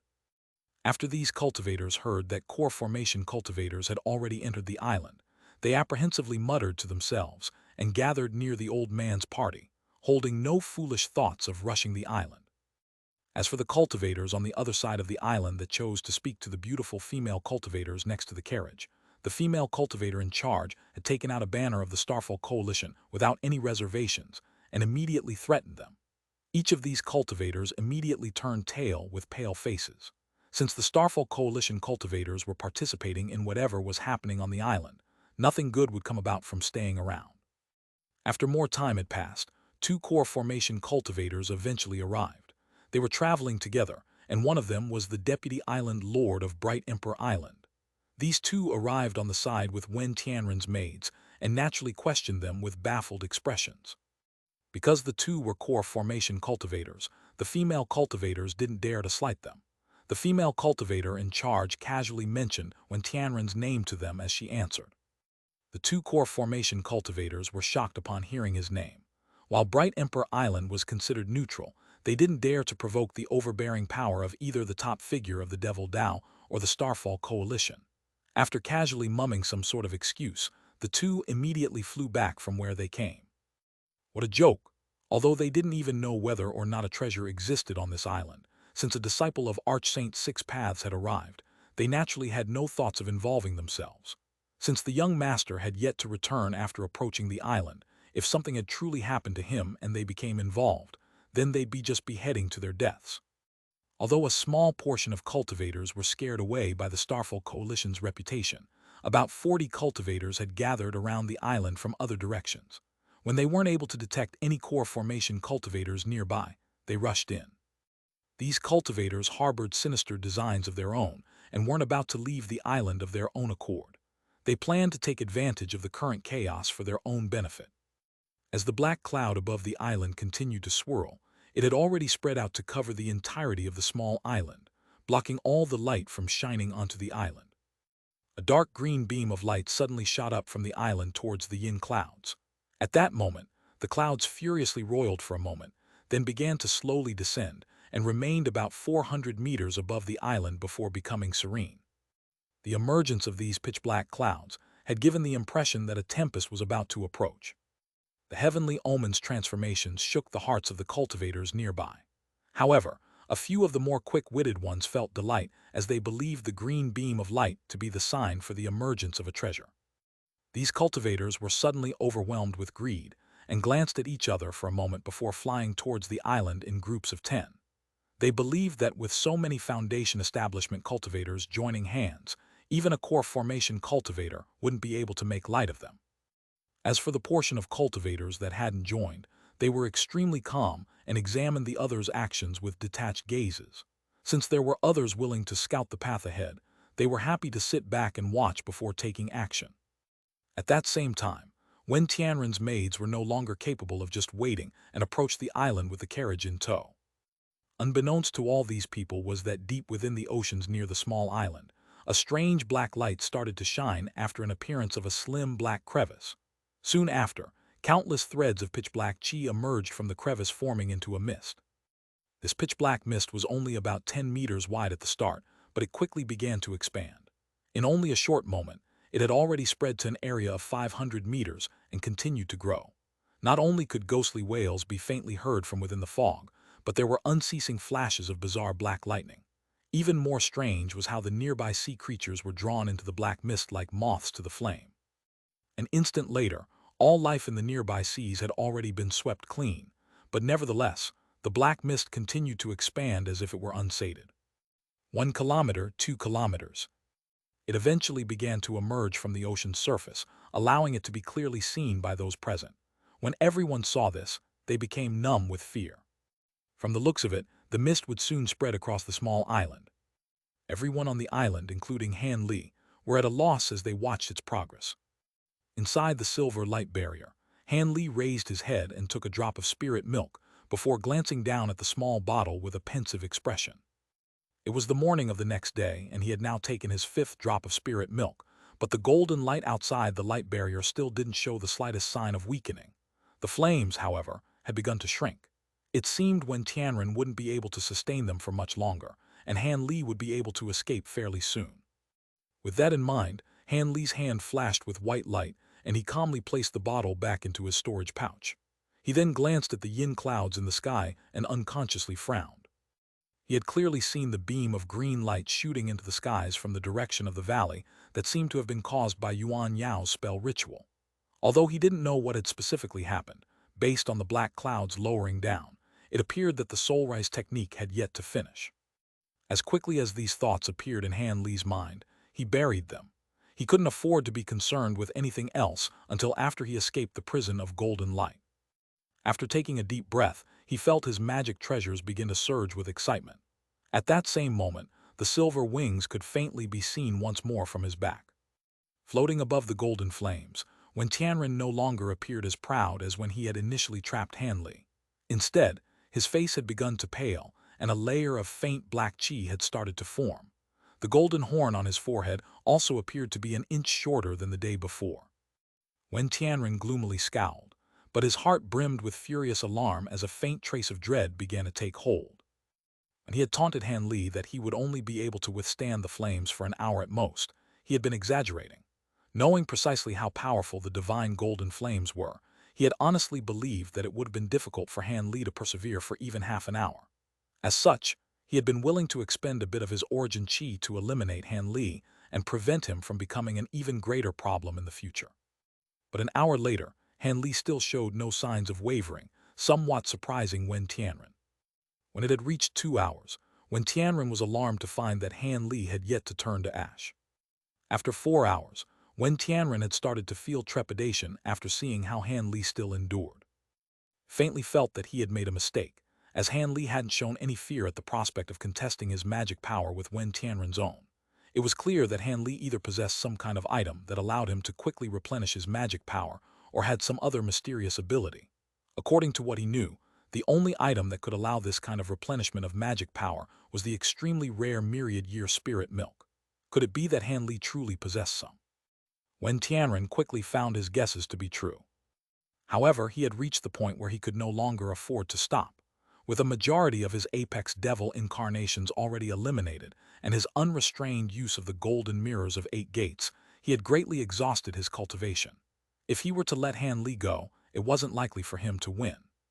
However, Wen Tianren was aware that given how rare the myriad spirit milk was, ordinary cultivators couldn't possibly possess all that much.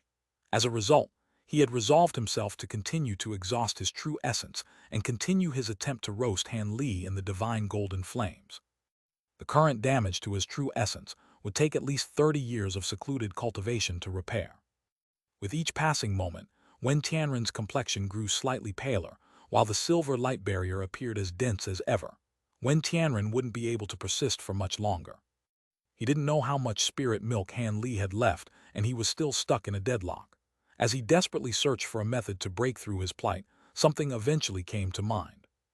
When Tianren pursed his dry lips and coldly commanded, "Violet Spirit, go over to where he came from and capture his Tao companion.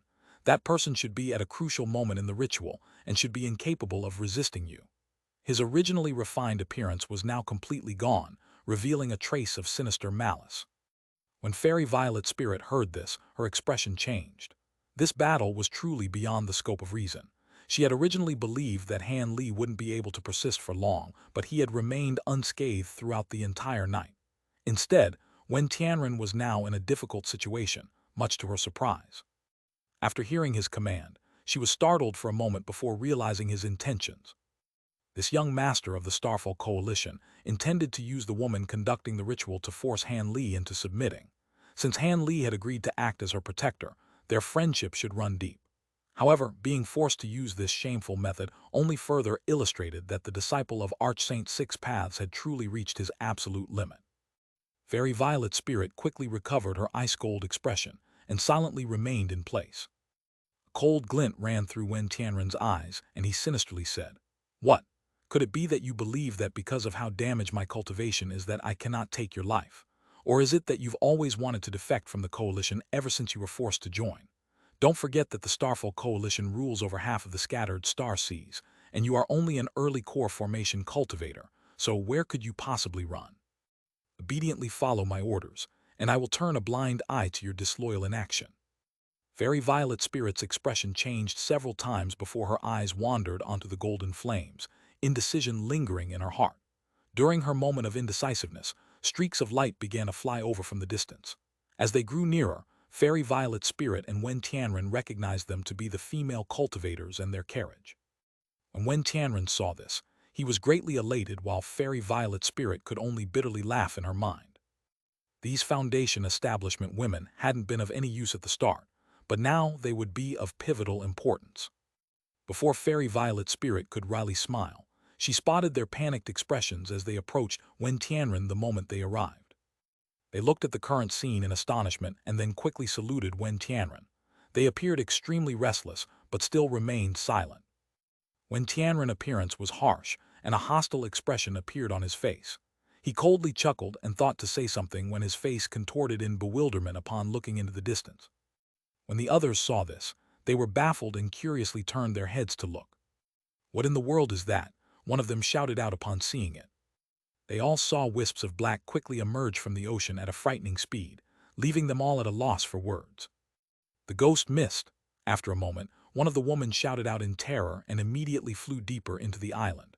At that moment, the others had clearly seen the black wisps. A pitch-black fog had emerged from the sea and was rushing towards them as if it were alive. Suddenly, the rest of the Foundation establishment cultivators present had been shocked senseless and fled in complete panic. Wen Tianren and Fairy Violet Spirit were both aghast at the sudden developments. Fairy Violet Spirit then stomped down and streaked away while enveloped in red light. Wen Tianren nervously stared at the golden flames, unsure of what to do. After a cold glint appeared in his eyes, he gritted his teeth and spat a mouthful of blood essence into the flames, instantly causing them to intensify. Afterwards, he flew into the distance in a flash of golden light, while his many maids closely followed after him.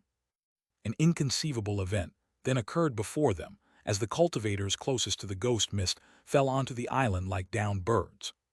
This occurred with all cultivators that had drawn too close to the ghost mist. They suddenly lost their bearings in mid-flight and dropped down with deathly pale complexions. Even their magic tools had been completely deprived of their spiritual nature. As for Fairy Violet Spirit and Wen Tianren, they were only able to fly for a short amount of time and barely reached the other edge of the island before their lights had disappeared and they fell into the ocean. At the time, the golden flames that had remained in the distance wavered for a moment before fizzling out. The 8 small mirrors had also returned to their original forms, revealing the silver barrier of light within. But just as the light barrier was revealed, it dispersed into specks of starlight, revealing an astonished Han Li from within. Han Li had already seen what had happened with the others, but before he could overcome his shock and come up with a countermeasure, he felt the magic power in his body become restricted, and he began to helplessly fall from the sky. Shock was clear in Han Li's eyes as he fell towards the rocks 100 meters below him. He abruptly twisted his body and bent his waist at a strange angle before kicking his feet out behind him. This caused him to shoot towards a large tree nearby before steadily coming to stand on one of its branches. Han Li's head was lined with cold sweat after his near fall. Fortunately, the shifting smoke steps didn't require any spiritual power to use.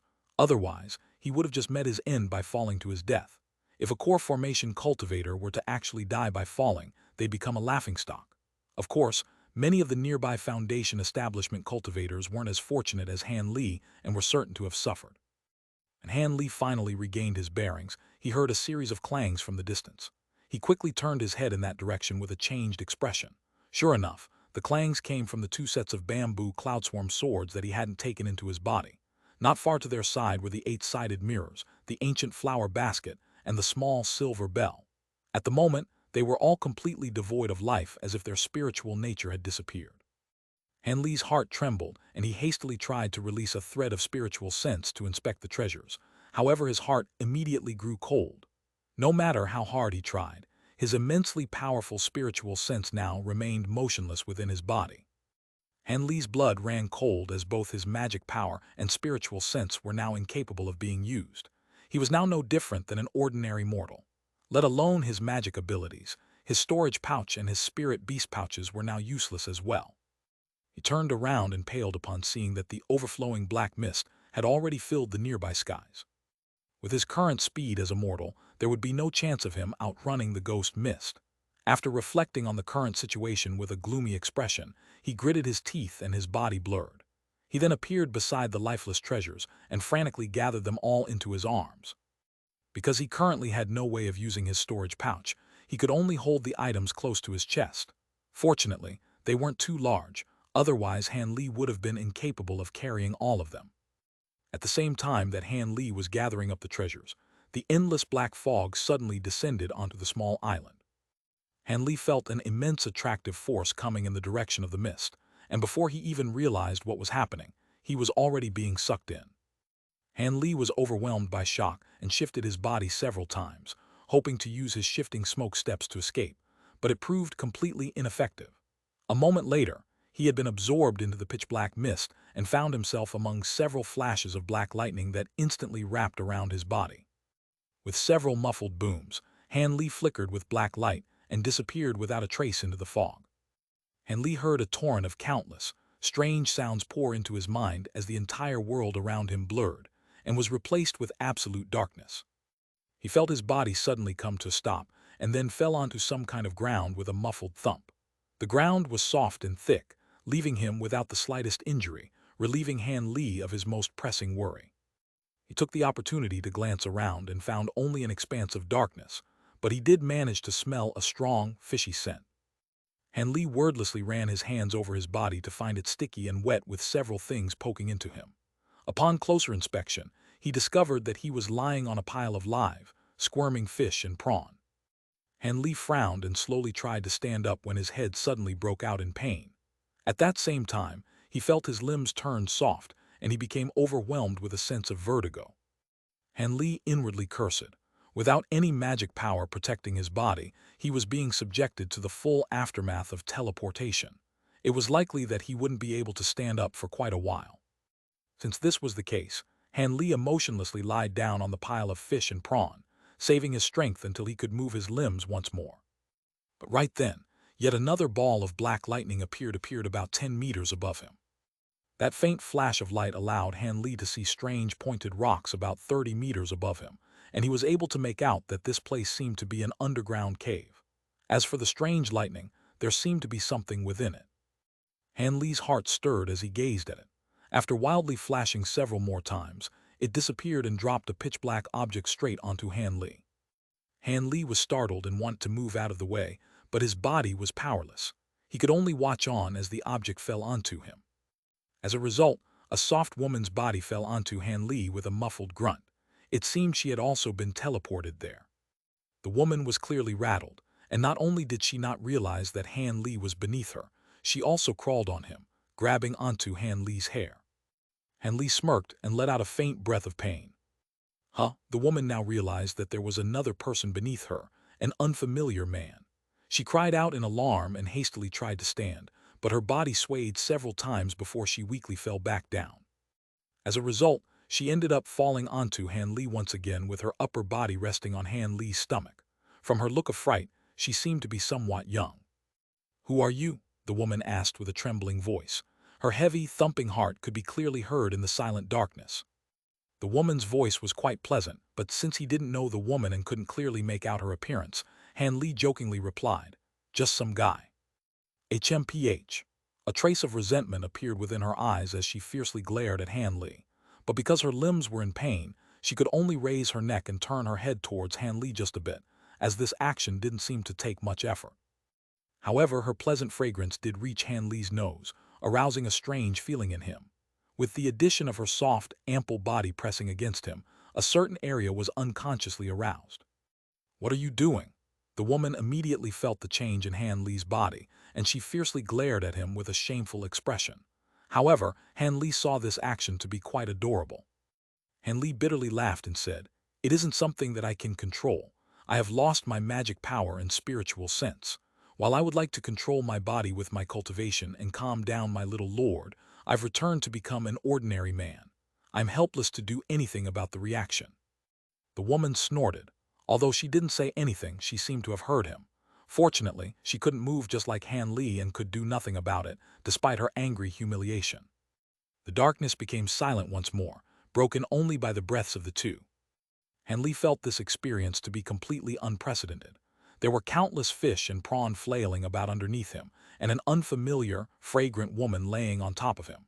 This situation couldn't be described as anything but absurd. The woman suddenly broke the silence and asked, "Were you among the fellow cultivators that entered the island?" "Seems likely, right?" When Han Li heard her, he immediately recalled the dozens of cultivators that had rushed to the small island. It seemed like this woman was one of them. Doubt flickered within her eyes and she snorted before suspiciously asking, "What is that supposed to mean?" Han Li smiled and thought to brush off her question with a vague response when disorderly footsteps suddenly sounded, as several torches soon appeared in the distance and floated nearby. There appeared to be shadows that were faintly visible beneath the flickering torchlight. Han Li's heart trembled. There seemed to be people here, and they didn't appear to be the other cultivators that had been devoured by the ghost mist. An instant later, the torches had drawn close to them. Han Li's eyes narrowed, and he was able to clearly see the black silhouettes behind the flames. They were 5 exceptionally large men that were each at least a whole head taller than Han Li and appeared to be about 40 years of age. They wore green robes and held a sword-like weapon in their hands with huge leather bags on their backs, and were hastily traveling forward in large strides. When Han Li saw them, his heart was shaken by fear. As he was guessing the identity of these men, a strand of black hair swept past his face. The woman had turned her head to gaze at them as well, and seemed to be ill at ease from her trembling. Han Li furrowed his brow and began to move his fingers as a trace of strength had returned. It appeared that he was recovering his strength rather quickly. A moment after Han Li realized he was regaining control of his body, the torches had grown closer to them, allowing him to see with greater clarity. The nearby surroundings had been brightened enough to reveal large piles of fish and prawn everywhere. Han Li and the woman happened to be on one of the comparatively larger piles. The areas further away from them were still pitch black and couldn't be seen, but the cave appeared exceptionally spacious as no walls could be seen. When the men carrying torches were about 100 meters away from Han Li, they stopped and quickly placed their bags onto the ground. With the exception of one person that vigilantly stood guard, the rest of them began to wildly stuff the fish and prawn into their bags. Han Li was surprised to see this, while woman on top of him couldn't help but gasp in surprise. But the men hadn't heard her because of how soft her voice was. Han Li unconsciously turned his gaze to the woman and discovered in the faint glow of red light that the woman had a beautiful face. The woman immediately noticed Han Li's gaze and seemed to blush. She turned away, and her face was once again hidden in the darkness. However, her bashful eyes still glinted in the darkness. Han Li couldn't help but find her actions humorous. This woman was somewhat odd. When they had yet to see each other's appearance, she was outspoken, direct, and even a bit unruly. Now that he could see her, the initial harshness has disappeared and she immediately grew timid and bashful. In that instant, they heard a cry of alarm in the distance. The man on guard suddenly turned around and harshly whispered, Not good. Scatter. The fire skill beast is about to arrive. Suddenly, the men that were gathering the fish immediately tossed the bags onto their backs and madly scrabbled in another direction. All that was left behind were the flickering torches illuminating the darkness. At that moment, several hisses could be heard from within the darkness as if something had discovered the men. Several quick thumps then sounded out. Several fire-red, meter-long silhouettes leapt from the darkness and quickly disappeared with a blur. For an instant, Han Li was able to clearly see the appearances of the fire skull beasts. The beasts had a sinister appearance with red scales and a mouthful of razor-sharp fangs. In the blink of an eye, silence once again covered the cave. Han Li let out a long breath of relief, as it seemed that the strange beasts hadn't discovered the two of them, providing a silver lining for an otherwise dismal situation. Not long after the beasts disappeared, Han Li could weakly form a fist with both hands. Soon, he finally recovered control over his body and could move well enough to hold onto the woman and slowly stand up. While being held in his arms, the woman whispered with a blush, "Ray, release me. I will recover soon enough."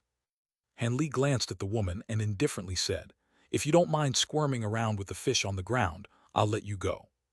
When the woman heard this, she lowered her head and glanced at the squirming fish on the ground with a trace of hesitation. In the end, she chose to remain silent.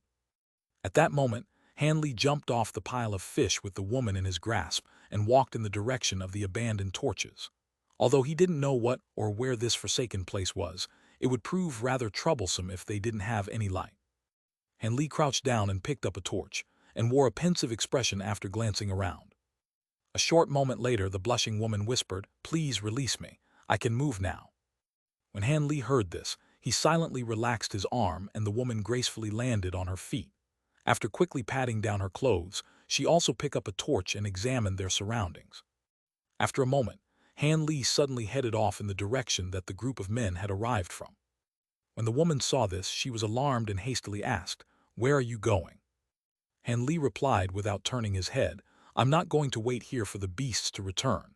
It would be better to find somewhere safe for now." When the woman heard this, she wore an expression of fright and quickly followed after Han Li. Han Li remained silent when he heard this and continued on his way.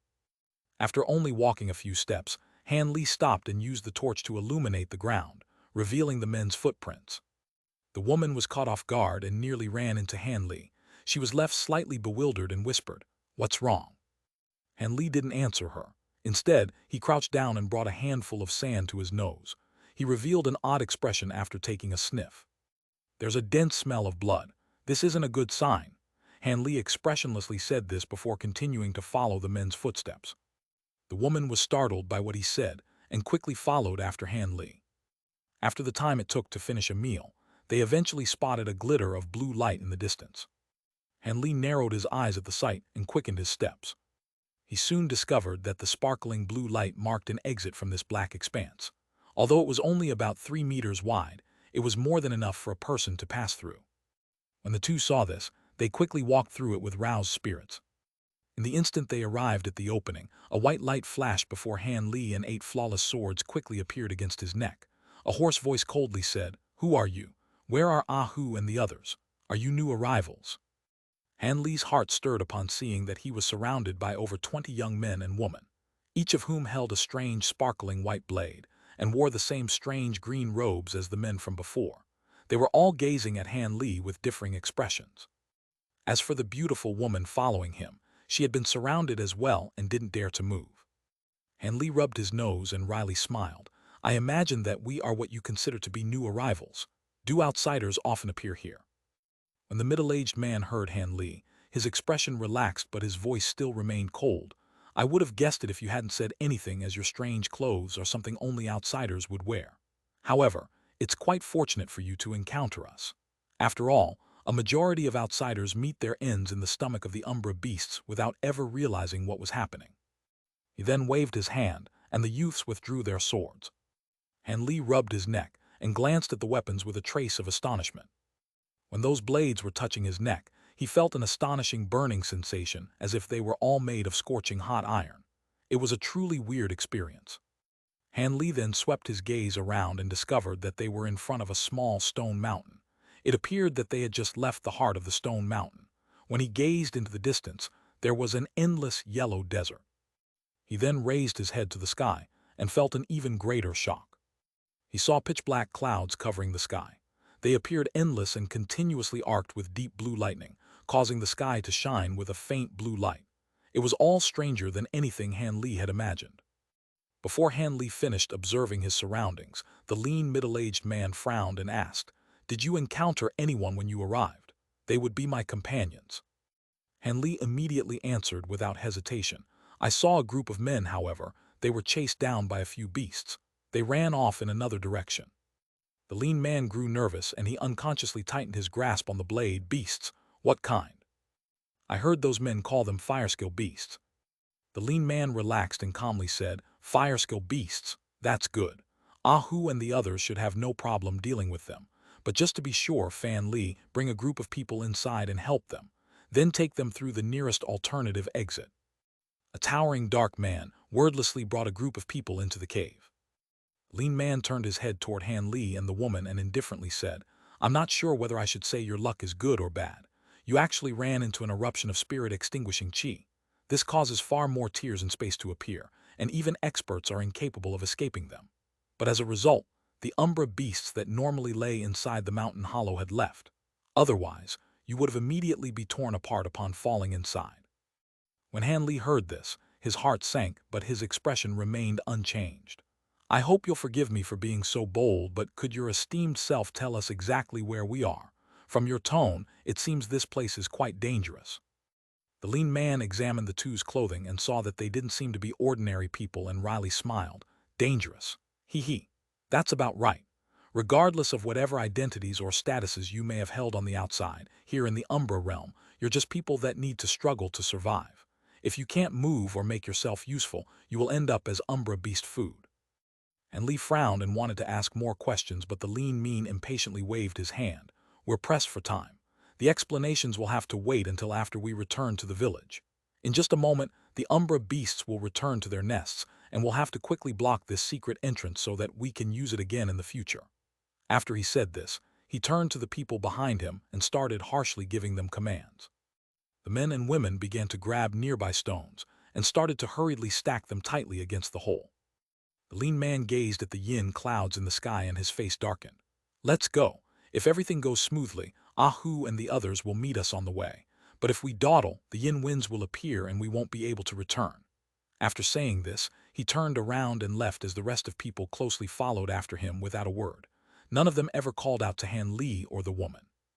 When Han Li saw this, an odd expression flickered through his eyes as he began to ponder over the current situation. The beautiful woman beside Han Li watched as the group grew distant. Seeing that Han Li appeared pensive, she couldn't help but worriedly ask, "Should we follow them?" Without any magic power, she had turned into a frail and bewildered mortal.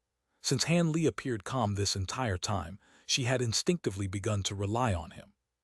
Han Li raised his head and calmly said, "There's no reason not to, so let's go take a look at their so-called village. Perhaps we'll think of something once we're there and are able to recover our magic power." He then headed in the direction the others had gone with large strides. The woman let out a breath of relief and followed after him. "Ah yes, I still don't know your name. My surname is Han. I am a vagrant cultivator." "I am Mei Ning. I was together with my brother when we were sucked into the ghost mist, but now he isn't here." A trace of worry appeared on her face when she mentioned her brother. Han Li calmly said, "That's to be expected. The black lightning appears to have the power of random teleportation. Your brother must have teleported elsewhere. Otherwise, why would only the two of us teleport there despite the many cultivators around the island? If you search for him, you'll find him eventually." When the woman heard this, she felt relieved and her curiosity towards Han Li was piqued. His appearance was rather unfamiliar, and she was certain that she had never seen him before. She tentatively guessed that he was a cultivator that had approached the island from a different direction. She thought to ask more questions of Han Li, but she hesitated after realizing that they didn't have a particularly close relationship and ended up keeping silent. As the two hurried after the group of green-robed people, she pondered about the pros and cons of inquiring about him further. Although they didn't have any magic power, cultivators possessed bodies of purified essence that were far more capable than those of ordinary mortals. Seeing that the two were able to follow after them without difficulty, a strange expression appeared in the lean man's eyes. But instead of saying anything, he lowered his head and sped up. The others behind him quickened their pace in response. Han Li was somewhat surprised to see that these people were far more vigorous than ordinary mortals. Although their bodies didn't seem to hold a superior level of inner strength, they clearly cultivated some shallow martial arts. It seemed that martial arts would prove quite useful here. Nevertheless, Han Li still had misgivings from the ghost mist that had previously occurred. From the records he had looked through, although the ghost fog was frightful, it had never been as disastrous as what had just occurred. There wasn't even an opportunity for anyone to escape.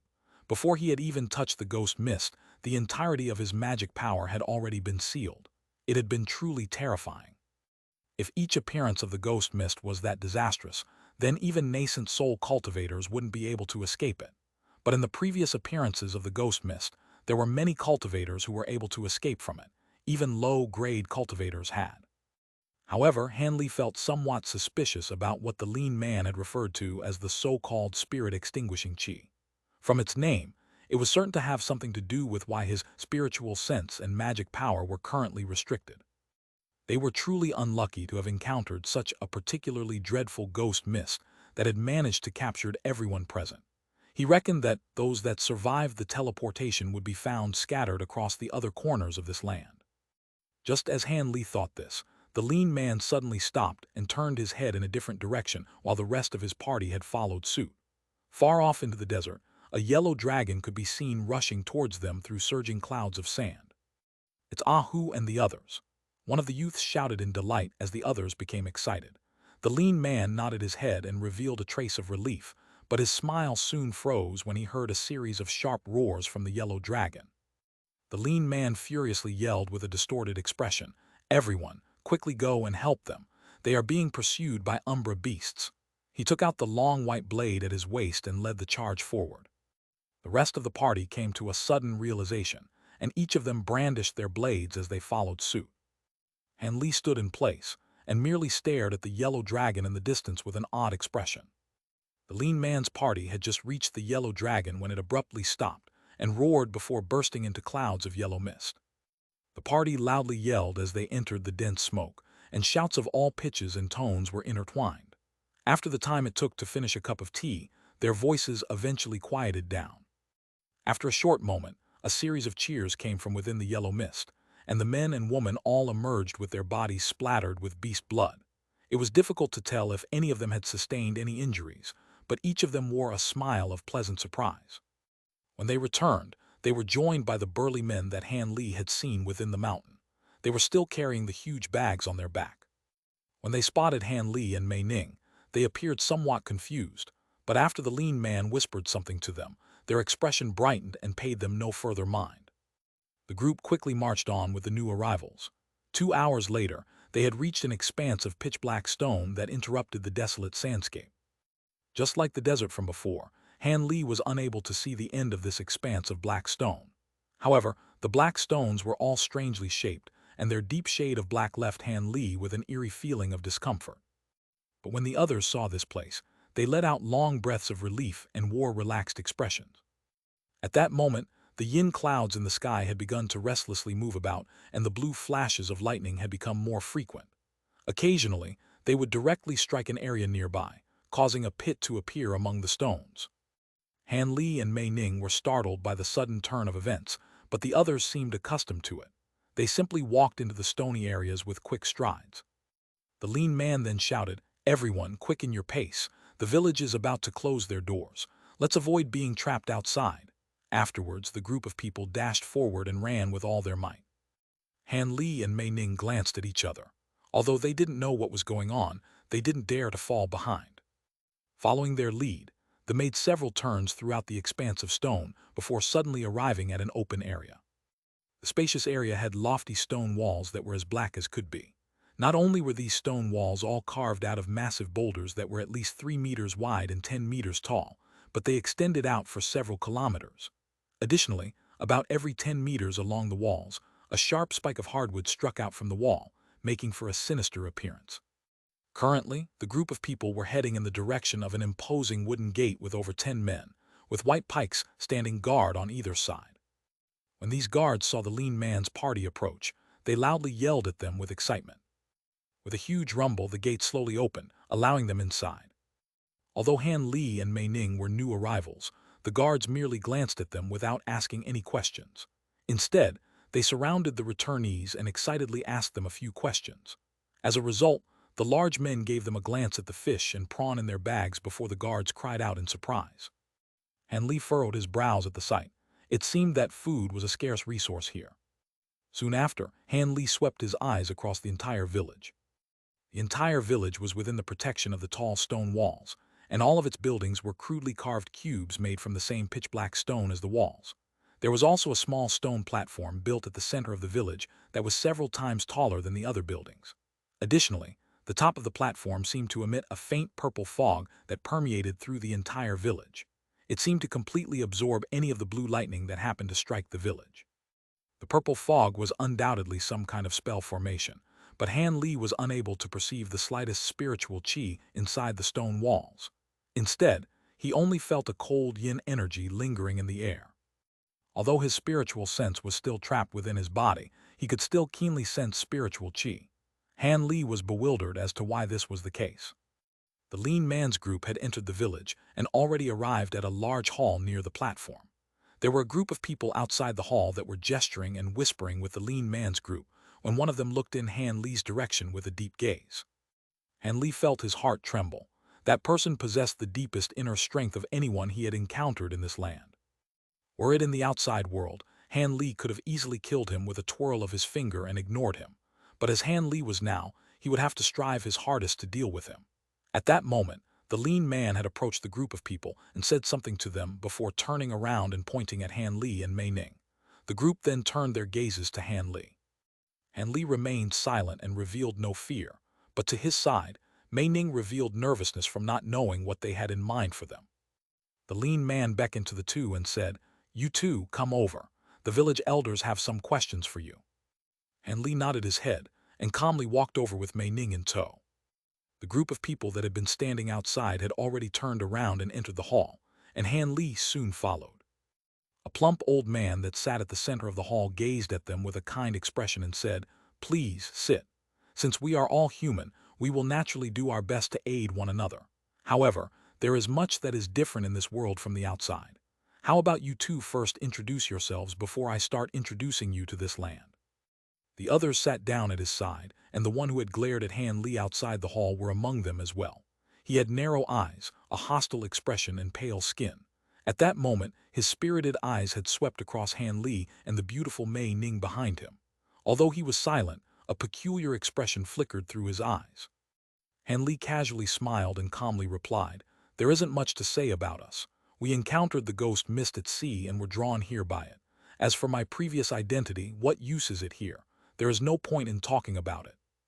The old man smiled upon hearing Han Li's vague answer. He examined the two with narrowed eyes before saying, "You two must be cultivators, so there is no point in concealing this." With that said, the old man's gaze dropped down to the bulging storage pouch at Han Li's waist. Han Li's expression remained unchanged, but he was inwardly shocked. As for Mei Ning, her expression grew pale with worry. "You two don't need to be scared. Although there aren't many cultivators among us, we are far more happy to have you join this village than we would be with ordinary people. However, you two will be incapable of using magic or spiritual power in the Umbra realm. The only powers you'll be able to use are a few crude martial arts and Umbra energy." "Umbra energy?" Han Li asked with a bewildered expression. The old man twirled his beard and slowly said, "That's right. It is somewhat similar to magic power, but it cannot be used to cast magic techniques. However, cultivators are able to use the inner cores of Umbra beasts to deploy a few small-scale spell formations. We have much use for them in our village. And even if you aren't proficient in spell formations, cultivators' bodies are far stronger than those of ordinary men. They will certainly be great helpers." After a moment of thought, Han Li asked, "Your esteemed self seems to understand much about us cultivators. Are there other cultivators in the village?" The plump old man smirked and said, "Of course there are, but they only number about 6. This old man happens to be one of them. When I was sucked into the ghost mist, I was only a foundation establishment cultivator." A trace of astonishment flickered through Han Li's eyes, but when he thought to ask more questions, the entire hall violently rumbled. In the distance, there seemed to be a huge monster charging at the village. The expressions of the people inside the hall had greatly changed, and they no longer paid any attention to Han Li. They all immediately walked out, and Han Li soon followed after them with a hesitant expression. The village elders were commanding several hundred robust youths to all rush up the thick walls with pikes in most of their hands, while a few of them carried crude bows. Although their expressions were all tense, they acted with perfect discipline as if they had already experienced this many times. Han Li's gaze turned in the direction of a very loud rumble coming from outside the stone wall.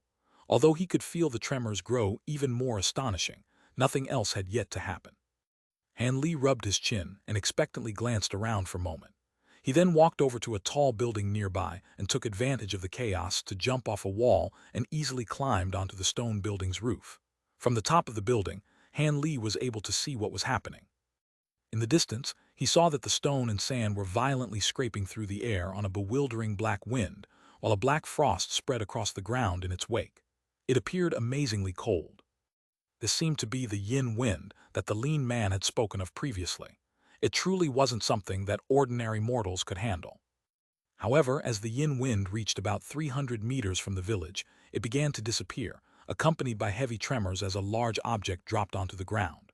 Although it was still a good distance away, an astonishing aura could be felt from it. Soon, a 40-meter-tall black figure emerged from the winds. When Han Li saw the black figure's true appearance, he felt his blood turn cold. At first glance, the black figure appeared to be a gigantic gray ape, except that the beast had 4 eyes and a pair of wings emerging between its ribs.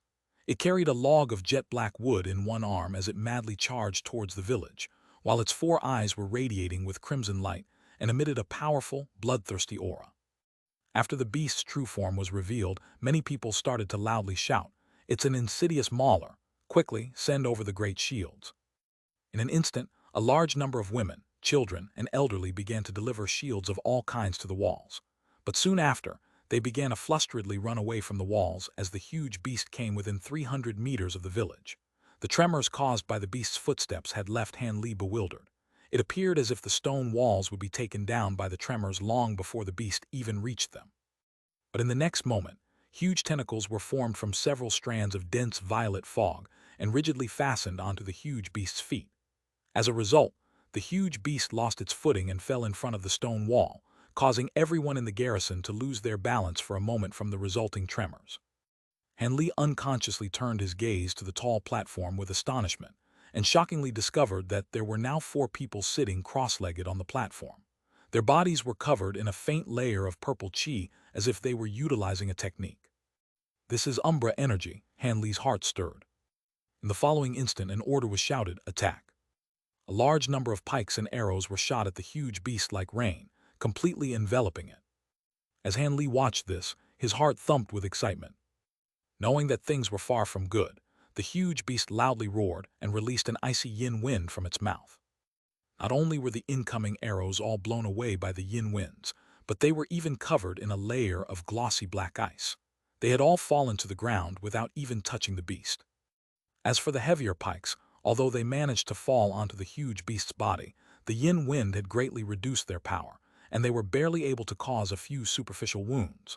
All they had managed to achieve was to further enrage the huge beast. In its fury, the beast's eyes began to flicker with crimson light. With a bang, its neck fur began to harden and grow erect, making for a sinister appearance. When Han Li saw this, his mind grew blank. The huge beast lowered its head, and the erect hair instantly transformed into countless black streaks that shot at the stone wall. The wall's garrison seemed to already know that this would happen. Although their faces appeared nervous, they shouted a rallying cry as they raised their shields to meet the attack. Sharp cracks sounded out as the black streaks struck the shield. Although the black streaks managed to deeply pierce into the shields, a majority of them managed to successfully block the attack. As for the few garrison members that were struck, they were immediately thrown off the wall by the force of the strike. It was unknown whether or not they had survived. The remaining garrison were too busy to look after the injured. Instead, another order to attack was shouted, and a rain of pikes and arrows immediately followed. But just like the previous time, the huge beast managed to knock most of the projectiles away with the yin winds. However, it seemed the beast was only able to harden the hair on its neck, so although it continued to loudly shout in response to the attacks, it was only able to crawl forward as it struggled. It no longer had any methods to attack back. As for the tentacles formed from the purple mist, they continued to hold its legs firmly in place without a single moment of weakness. As the attacks continued for another 6 waves, the huge beast seemed to have eventually exhausted its yin wind and couldn't continue its resistance. From that moment, the arrows and pikes struck with increasingly greater frequency, piercing into the huge beast's body. As this continued, the beast sustained minor injuries, and its furious roars grew more spirited as it continuously pounded the huge black log into the ground, filling it with holes. As Han Li witnessed the beast's immense strength and durability, he unconsciously became somewhat fearful of it. As if it were planned in advance, a squad of particularly burly and vigorous men quickly rushed onto the stone walls. Apart from the several 12-meter-long pikes they held in their arms, they carried nothing else. These people each began to lift the pikes in a practiced motion as soon as they arrived on the walls, and fiercely launched them in the huge beast's direction. These powerful shots tore through the air, leaving Han Li surprised by the wind they produced. Each of these men had to possess powerful inner strength to be able to toss the pikes with such ease, while having each pike sail through the skies with immense speed and power. In the following instant, bowl-sized splatters of blood began to appear all over the beast's body. All of the strikes were to great effect, nailing the beast to the ground. The beast's original ferocity had completely disappeared without a trace. Huge cheers erupted from the walls with everyone wearing a face of relief. The purple coils of smoke then disappeared without a trace. A group of people then excitedly rushed towards the wooden gate with blades in their hands, intending on finishing off the beast. As for the others, they had already started to tend to the wounded. But before the wooden gate fully opened, the crestfallen beast suddenly roared with a final burst of strength and waved its arm, thrusting the huge 30-meter-long log into the sky. It carried an astonishing pressure as it directly flew in the direction of the village. Seeing that the huge beast was on the verge of dying, a few of the villagers had happily rushed out. However, they cried out in shock as they saw the log flying in their direction. But in the following instant, a silhouette had blurred before them and directly shot towards the huge log in the air. With a roar, the person fiercely struck at the center of the log with both his arms. With a loud crack, the black log flew off in another direction, falling in an area without people. This person then lightly landed on the ground in a relaxed and confident manner. He was the middle-aged man from earlier with a harsh expression and pale face. The villagers that had been saved greatly sighed in relief and immediately spoke to their savior, repeatedly thanking him. However, the pale man merely waved at them with an indifferent expression before returning back to his original position. A trace of astonishment then flickered within Han Li's eyes. After the pale man had rescued these people, he had carelessly shot a cold glance in his direction. Although Han Li didn't know what he meant by it, it clearly wasn't positive by any means. Han Li frowned, and just as he pondered what the man had meant by it, the wooden gate opened, and several tens of robust men charged out of the village to finish off the huge beast. However, it didn't end after the beast was dead. With their long blades, they cleaved open the beast's skull and fumbled around within the blood and gore until they took out green, thumb-sized gem. The group cheered after they found it, and those that were watching cheered along with them. Han Li blinked, suddenly feeling that the green gem seemed somewhat familiar. After lowering his head for a moment of thought, he suddenly recalled what it was. During his trip to Heaven Void Hall, he had encountered many similar green gems in the wreckage of the puppets. Could they be the same material? After watching for just a moment more, Han Li wordlessly leapt off the stone building. The plump old man and the other elders had already returned to the hall, and Han Li still had a belly full of questions he wanted to ask them. When Mei Ning saw Han Li returning to the hall, she followed him in with a lowered head. After witnessing the previous battle, she realized the dangers of this place and became worried. When Han Li entered the hall, the elders had already returned to their seats. When the plump old man saw Han Li enter, he smiled and thought to say something when a tall, robust man quickly entered with the green gem in his hand.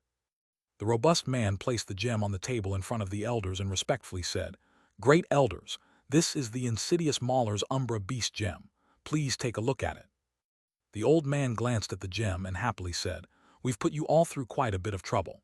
Before this, we sent you all out to take advantage of the eruption of spirit-extinguishing chi, and you succeeded in bringing back fish. In a moment, we will bestow you all with great rewards." "Many thanks, elders." The robust man wore an expression of delighted surprise and withdrew from the hall with an expression of satisfaction. Han Li stood to the side and watched all this with a detached expression.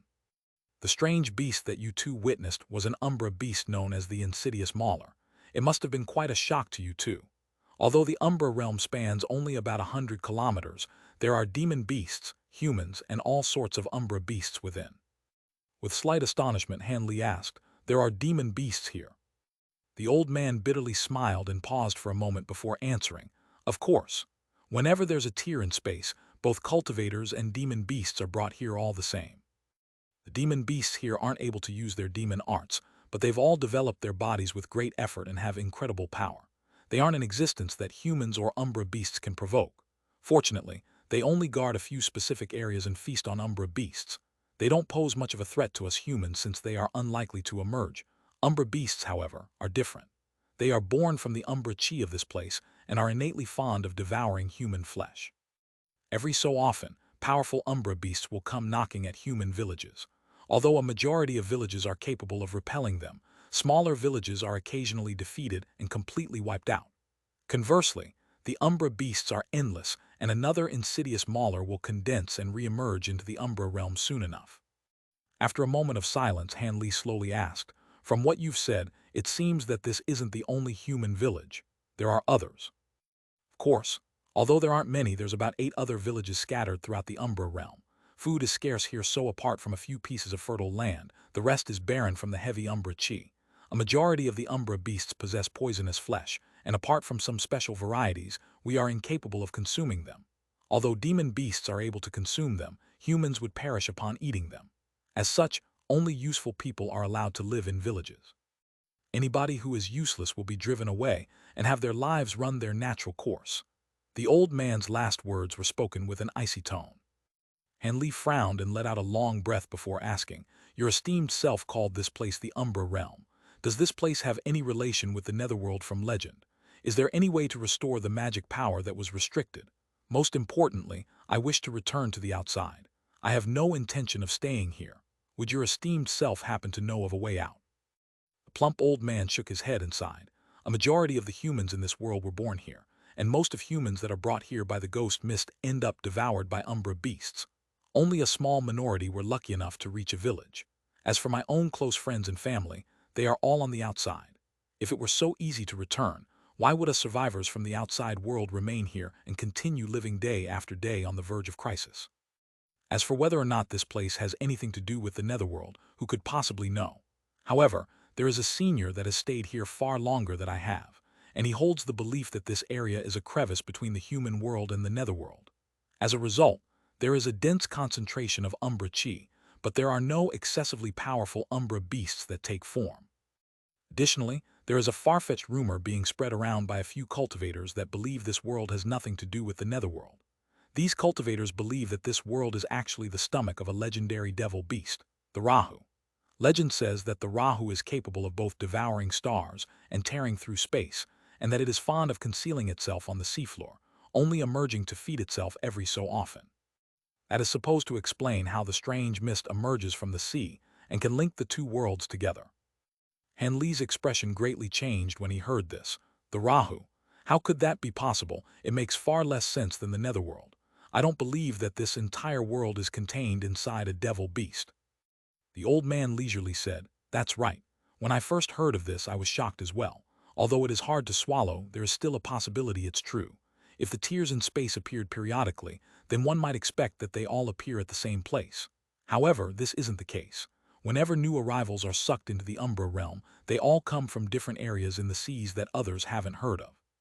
For example, I came from a small island in the South Bay province of the Great Court of Jin. As for the other cultivators, they've arrived from places such as the 5 Dragon Seas, the Heavenly Sand Continent, and the Scattered Star Seas as well. Nobody recognizes where anybody else has come from, but here we are all the same. The Great Court of Jin, you're a cultivator of the state of Jin." A trace of astonishment flickered within Han Li's eyes. When he was in the Heavenly South region, he had heard much of the esteemed state of Jin. The old man's eyes brightened. "Could it be that you also came from the Great Court of Jin?" Han Li shook his head and said, "No, but I have heard quite a bit about it. I know it to be an immensely large country, and I had always wanted to visit it but never had the opportunity." The old man revealed a trace of disappointment and said, "So it's like that. That is somewhat regretful. This old man truly wishes for an opportunity to return. The old man then radiantly smiled and chuckled. Fellow Taoist would have known what a true world of cultivation was had he visited our great Jin. To the best of my knowledge, there is no other cultivator world that compares in scope or activity of ours. It wouldn't be a lie to say that the great state of Jin is a sacred site for cultivators. And Li rubbed his nose, but despite the bitter smile on his face, his heart stirred in response to the old man's words. The old man smiled and chuckled. This old man has strayed off topic. As for your previous question about whether or not there's a method of restoring one's magic power, I can only tell you should abandon your hopes while you remain in the Umbra realm. In addition to Umbra Chi, there's also spirit-extinguishing Chi in the air as well. It is periodically released from the depths by eruptions, spreading it throughout the sky. So long as cultivators are within its range, their magic power and abilities are completely sealed.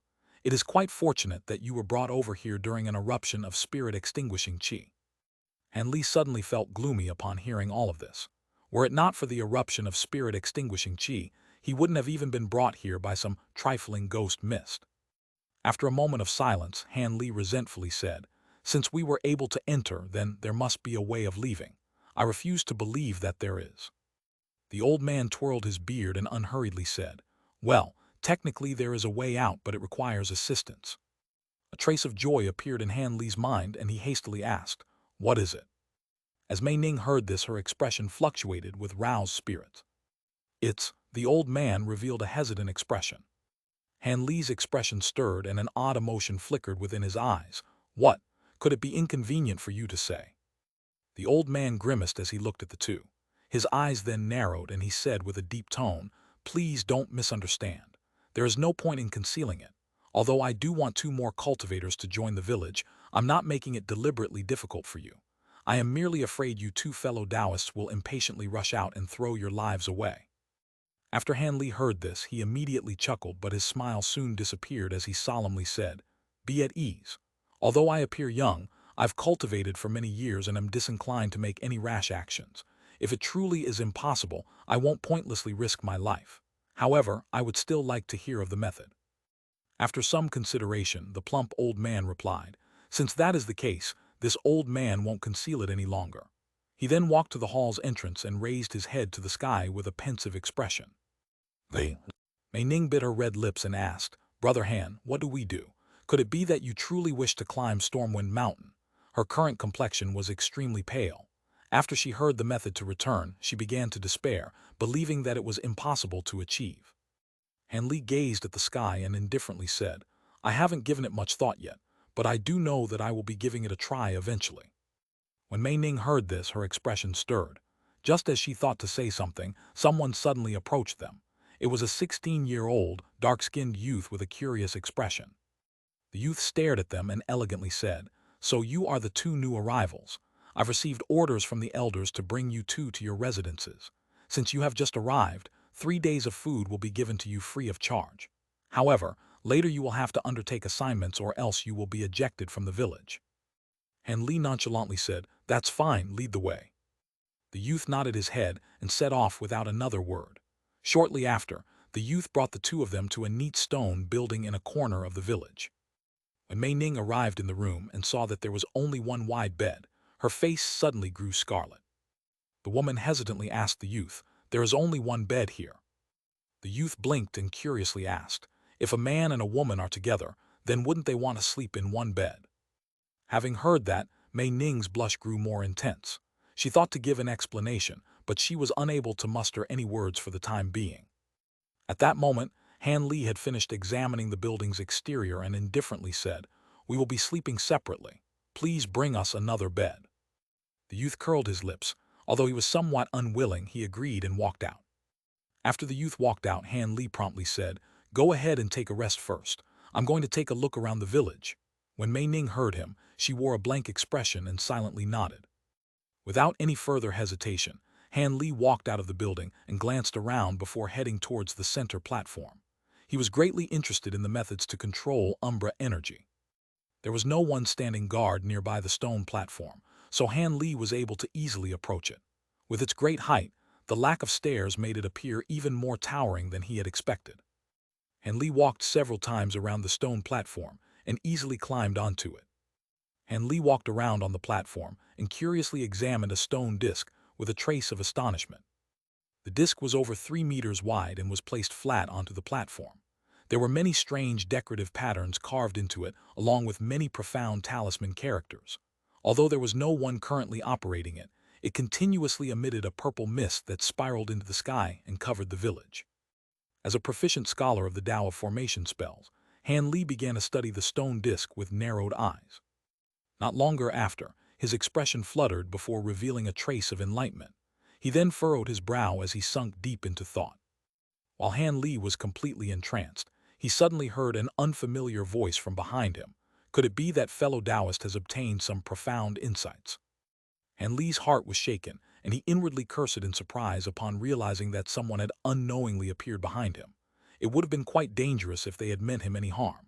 However, it wasn't entirely Han Li's fault for his carelessness, as he was accustomed to having his spiritual sense surround his body. He was still slowly adapting to the loss of his magic power and spiritual sense. Han Li grew inwardly vigilant and wordlessly turned around. A white-haired old man with long hair stood before Han Li. His face was full of wrinkles, but his eyes exuded a strong spirit, and he was currently looking at Han Li with a wide smile. Han Li hesitantly asked, "Are you a cultivator?" He could no longer tell due to the loss of his spiritual sense. The old man smiled and replied, "I am Bao Huenzi, an old cultivator from the 5 Dragon Seas. You must be one of the 2 newly arrived cultivators." The 5 Dragon Seas. Han Li's mind stirred with interest upon hearing the name. Han Li's expression relaxed and he said, "So it turned out to be fellow Taoist Bao. My surname is Han and I am a vagrant cultivator of the Scattered Star Seas." The Scattered Star Seas. There was previously a fellow Taoist that originated from the Scattered Star Seas, but unfortunately, he perished during a mission after encountering a fearsome Umbra beast. Regardless, there are truly too few fellow Taoists proficient in the Tao of Talismans. From how deeply engrossed you were while looking at the stone talisman, you must hold quite some skill in the area. The old man sighed and quickly changed the subject. "Stone talisman, are you talking about the disc?" Han Li wore a baffled expression. This was the first time he had heard of such a thing. The long-haired old man narrowed his eyes as he proudly said, "He. It's no surprise that you wouldn't know of such things, as I reckon that stone and jade talismans have all but vanished in the other lands. Only a few sects in our 5 Dragon Seas are still able to refine these ancient talismans." And Han Li heard this. His baffled expression disappeared and replaced with a frown. He glanced at the old man and said, "I've truly never heard of stone or jade talismans ever being created in this world. I've spent quite some time studying the Tao of Talismans, and the talisman characters on the stone disc leave me filled with amazement. Your explanation has dispelled some of my confusion, but is it mistaken on my part that I've perceived spell formation characteristics in these talismans?" The old man revealed a trace of shock before rubbing his hands together and wearing a wide smile. "I truly didn't expect that fellow Taoist was proficient in both talismans and formation spells. You've earned my respect. Fellow Taoist Han isn't mistaken. This purple cloud stone talisman is quite a bit different from true stone talismans. In order to utilize Umbra energy, it was altered with a few spell formation characteristics, effectively turning it into both a talisman and a spell formation. But as a result of this modification, its power has also greatly decreased." Han Li nodded his head with a pensive expression and took another glance at the stone disc. A trace of confusion flickered from Han Li's eyes. "From what you've said, you are able to use Umbra energy to perform magic techniques by using Umbra beast gems and spell formations. However, I don't see any beast gems embedded in the disc. Could there be something else that is peculiar about the stone talisman? It seems there is still much that fellow Taoist doesn't know. Surely you've seen the insidious mauler from today. Although a majority of people in the village cultivate martial arts and have gained fleshly might beyond that of ordinary people, it isn't possible for a lone person to challenge great Umbra beasts with martial arts alone. Even if they were able to defeat one with superior numbers, there would be many casualties and would be an unsustainable tactic. As such, we've used Umbra energy to disable the enemy with a few magic techniques during the village's time of need. However, this also consumes the village's stockpile of gems, so it must first be considered whether or not the village would be able to persist without them." The old man smiled and paused for a moment before continuing. "Regardless, these beast gems are incredibly difficult to acquire. Generally, the larger the demon beast, the more likely there's a beast gem inside their skull, but that isn't a guarantee. There were several times where we invested great amounts of effort and resources to slay a huge demon beast, but no beast gems were found on its corpse. As for the villagers that slayed a few of the fire skill beasts on their way back, they were actually able to find a beast gem among them, but this tends to be an exception. In summary, the demand for beast gems is astonishingly high due to the constant assaults by the Umbra beasts. However, we've only managed to maintain a stockpile of about 10 Umbra beast gems over the years, so we only use them with reluctance. As a result, the beast gems are kept among the village elders and are only to be used when required. After the battle is concluded, they are immediately returned. As for the stone talismans, they are instilled with several days' worth of power, and the talisman is left to persist for several days. The beast gems aren't allowed to be embedded in them, wasting the slots that were specifically refined for them. The old man appeared somewhat dissatisfied with the village elder's methods and rubbed a square groove at the side of the stone disc with a wry expression. Hanli silently smiled in response. He reckoned that the old man had told him that last part in order to involve him in a power struggle within the village. However, Hanli didn't have the slightest interest in becoming tangled up in the matter. It appeared that the old man in front of him had started behaving like a mortal after he was severed from the path of cultivation, and had involved himself in a contest for political power. Hanli sighed and felt that this was quite lamentable. A trace of disappointment appeared in the old man's eyes when he saw Hanli remain silent, but soon his expression recovered and he began to idly chat. The old man casually mentioned, "It is unknown just how many years this forsaken land has existed. Although very few cultivators are sucked in, I reckon that over time several hundred cultivators have met their end here in the Umbra realm. I've heard that core formation cultivators and even nascent soul cultivators have lived out their days in this land." Hanli's expression stirred. "There have been nascent soul cultivators here." The old man sighed. "That's right. Although I don't know how many years ago it was when that expert had been sucked into this land, but he had once been an elder of this village. I guess that he was the same as you two, and was sucked into the ghost mist when there was an eruption of spirit-extinguishing chi. Normally, the strange fog would be incapable of capturing such a figure. That should be the case. However, the spirit-extinguishing chi is quite fearsome. I'd guess that only the deity transformation stage cultivators from legend would be able to resist it." Deity transformation stage. Fellow Taoist's scope of thought is truly wide. With regards to the nascent soul cultivator, although he already died trapped in this place, he left behind a few records, some of which detail his cultivation experiences. While these items might be incredibly precious on the outside, but here, the old man shook his head with a sense of regret. Hanli animatedly said, "His cultivation experiences, I am very interested. Would fellow Taoist happen to know where they are?" Records of a nascent soul cultivator's experiences are extremely valuable. It was only natural for Hanli to want to take a look. The old man rubbed the wrinkles on his face and casually said, I was excited like you when I first heard of this. However, after staying in this place for so long, I've completely lose interest in them. Without any magic power, the records are nothing more than drawings. If you're still interested in taking a look, all of the cultivator's remaining possessions are being kept in storage." The old man then pointed to a shabby stone building in a corner of the village.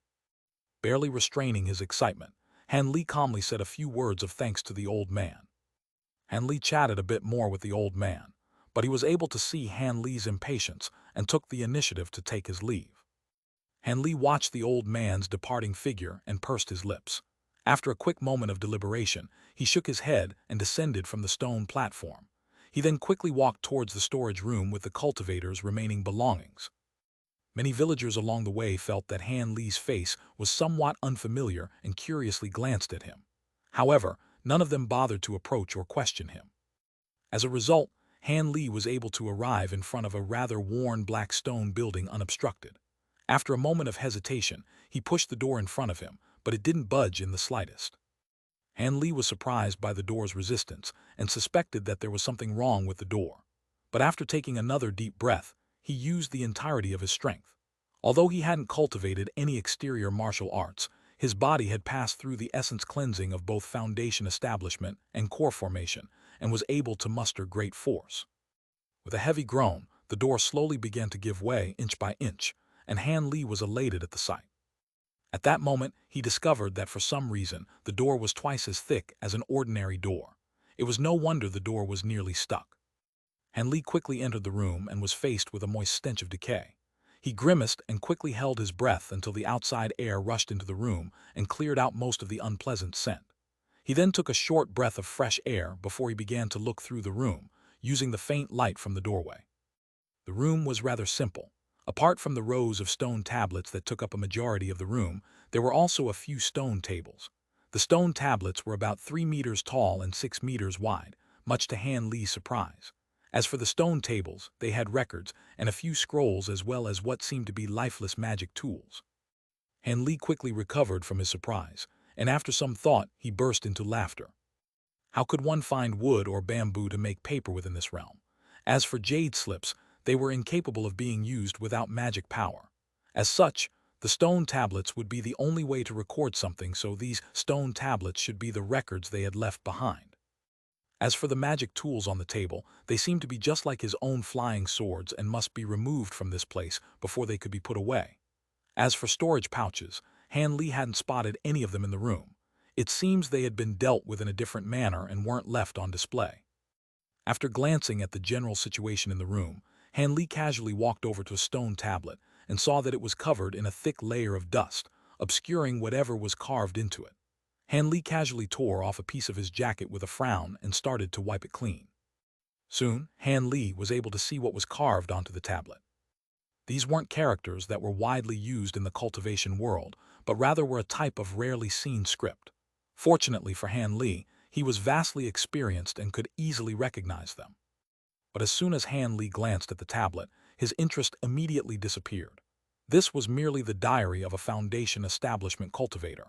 Han Li immediately set it to the side and began to look through the other stone tablets in the room. There were about 20 in total. It was only when Han Li reached the 6th stone tablet that his interest finally began to stir. He had found what he was looking for, the cultivation experiences of the nascent soul cultivator. Han Li was entranced and motionlessly stood in front of the stone tablet for an unknown amount of time before letting out a long breath and revealing a complicated expression. Han Li muttered, "So it turns out that condensing a nascent soul is such a fearsome affair. Even with the assistance of the ninth spirit ginseng, my odds of condensing a nascent soul still aren't very high. It seems that being dropped into the Umbra realm was somewhat beneficial after all." Although the tablet didn't describe any specific method of cultivation, the nameless nascent soul cultivator had recorded his experiences from the Foundation establishment stage to when he had condensed a nascent soul with impeccable detail. Han Li felt delighted surprise upon reading through them. With the pointers given through the nascent soul cultivator's experiences, Han Li would make far less mistakes due to misconceptions when condensing a nascent soul. After reading through the stone tablet several times to make sure that he hadn't overlooked anything, Han Li put it to the side and began to look through the remaining tablets. He had originally intended to depart, but after some thought, he figured that since he was already there, he may as well read through them all and learn what he could. As such, Han Li looked through each of the tablets in a lax manner. As expected, the remaining tablets didn't contain anything truly useful.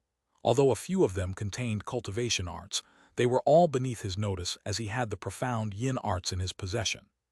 After the time it took to finish a meal, Han Li arrived at the final tablet. He absent-mindedly swept the dust off of the tablet and examined it before revealing an astonished expression. This tablet was completely different from the rest. It was filled with finely carved, rice-sized characters that were far smaller than anything on the previous tablets. Furthermore, when Han Li swept his gaze over them, he discovered that there were 2 different types of characters written on the tablet. One was a common ancient language, but the other was in demon beast script. Han Li's curiosity was greatly piqued, and he began to carefully look through it while becoming increasingly more excited. The stone tablet was a manual specifically intended to teach the demon language. Furthermore, it was extremely detailed and gave word-by-word explanations. The cultivator who carved this had an immense familiarity with the demon beast language. Although Han Li couldn't immediately grasp the teachings, if he recorded the text and slowly read through it day by day, he was certain to be able to learn it. As such, he would be able to clearly understand the demon techniques that were recorded in the old hide book and the copper demon plate. As for whether or not humans could learn the techniques of demons, Han Li didn't bother thinking much about it. Even if the demon techniques were of no use to him, there were only benefits to be gained from learning the demon language. Who knew whether or not it would be useful in the future? After all, this was an incredibly rare opportunity. After spending a rather long period of time, Han Li managed to utilize his eidetic memory and commit every character on the tablet to memory without fail. He then took a deep breath and left the room without even bothering to take another look at the magic tools on the tables. After leaving the stone building, Han Li began to wander around the village and examine a few of the more peculiar buildings. He would examine them closely and talk to a few of the nearby villagers about them. Fortunately for him, these villagers were rather simple-minded. Although he as a complete stranger, they amiably answered any questions he had. With this, Han Li quickly began to understand a few basic things about the Umbra realm. For example, since there were no iron mines or such, they could only refine weapons from the bones of particular Umbra beasts. Of course, weapons couldn't directly be made from the bones themselves and were immersed in a liquid known as dark water, hardening the weapons as a result. Additionally, they gained the added effect of yin flames, causing them to become particularly powerful against Umbra beasts. But because the supplementary effect of the yin flames quickly expired, these weapons had to be re-immersed in dark water every so often in order to maintain their deadliness. This greatly aroused Han Li's curiosity. Furthermore, every few months, there would be a storm of yin winds that lasted several days. During this time, a majority of the Umbra realm would be covered in bone-chilling black yin winds. Humans are incapable of moving outside during this period, as they would be turned into black ice sculptures by the yin winds. Only with the protection of the village's spell techniques could the villagers remain unharmed. In contrast, Umbra beasts were most active during the storm and would frequently appear, sometimes attacking the villages in groups, much to the worry of humans. Han Li had acquired quite a lot of information in this manner, before suddenly being inspired to ask about the slender-eyed white-faced man that seemed to bode him ill. They told him that he was an outsider surnamed Feng, who had been sucked in several years ago that possessed astonishing martial arts. He had killed powerful Umbra beasts many times since arriving and was rather renowned in the village. As a result, he had become an elder despite his young age and was responsible for teaching the youths in the village martial arts, gaining great prestige amongst the village youth as well.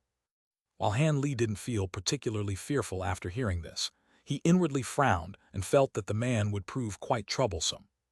After strolling around the village for a while longer and seeing what there was to see, he leisurely made his way back to his building. But just as he arrived, Han Li suddenly heard a man's voice coming from within the room. "What? Everything I just said was sincere. So long as Lady May marries me, not only will you have no lack of food, but you need not risk your life to carry out missions. I have remained alone for many years, not because I am a fickle person, but because Lady May is the first that truly touches my heart." At some unknown time, the middle-aged man surnamed Feng had arrived within the room. When Han Li heard what was being said, he was stunned, but he soon found himself unsure whether he should laugh or cry. He eventually realized that the speaker was the middle-aged man surnamed Feng. Han Li finally knew the reason he was so hostile towards him.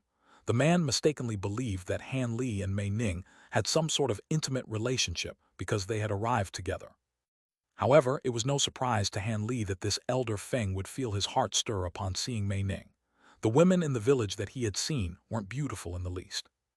While Mei Ning wasn't on par with country-shattering beauties such as Yuan Yao or Fairy Violet Spirit, she was still exceptionally gorgeous by all accounts. With the addition of her many years of cultivation, she possessed an alluring aura that mortals couldn't possibly match. "I can pretend that I didn't hear that. I'm a cultivator, I can't marry a mortal. Please leave." To Han Li's surprise, Mei Ning was unwavering even while alone and spoke with a blunt coldness. The middle-aged man grew enraged at Mei Ning's refusal, and his tone grew sinister. "Humph, it seems Lady May still doesn't realize the situation she is in. This is the Umbra realm, and your status as a cultivator has no value here. Perhaps commoners might hold some reverence towards you, but in my eyes, without any Umbra beast gems, you are merely an ordinary mortal. Could it be that you truly believe your male companion would be able to fight me? My martial arts were unrivaled in the entire Four Crest Seas. If I wanted to kill him, who could stop me?" It was beyond Mei Ning's imagination that a mortal would dare to threaten her, and her voice began to tremble. "You dare to threaten me?" "Of course I dare, why wouldn't I?" "What do you intend?" Not knowing what the man would do, Mei Ning suddenly yelled out in terror. When Han Li heard this, he rubbed his nose and bitterly chuckled in his mind.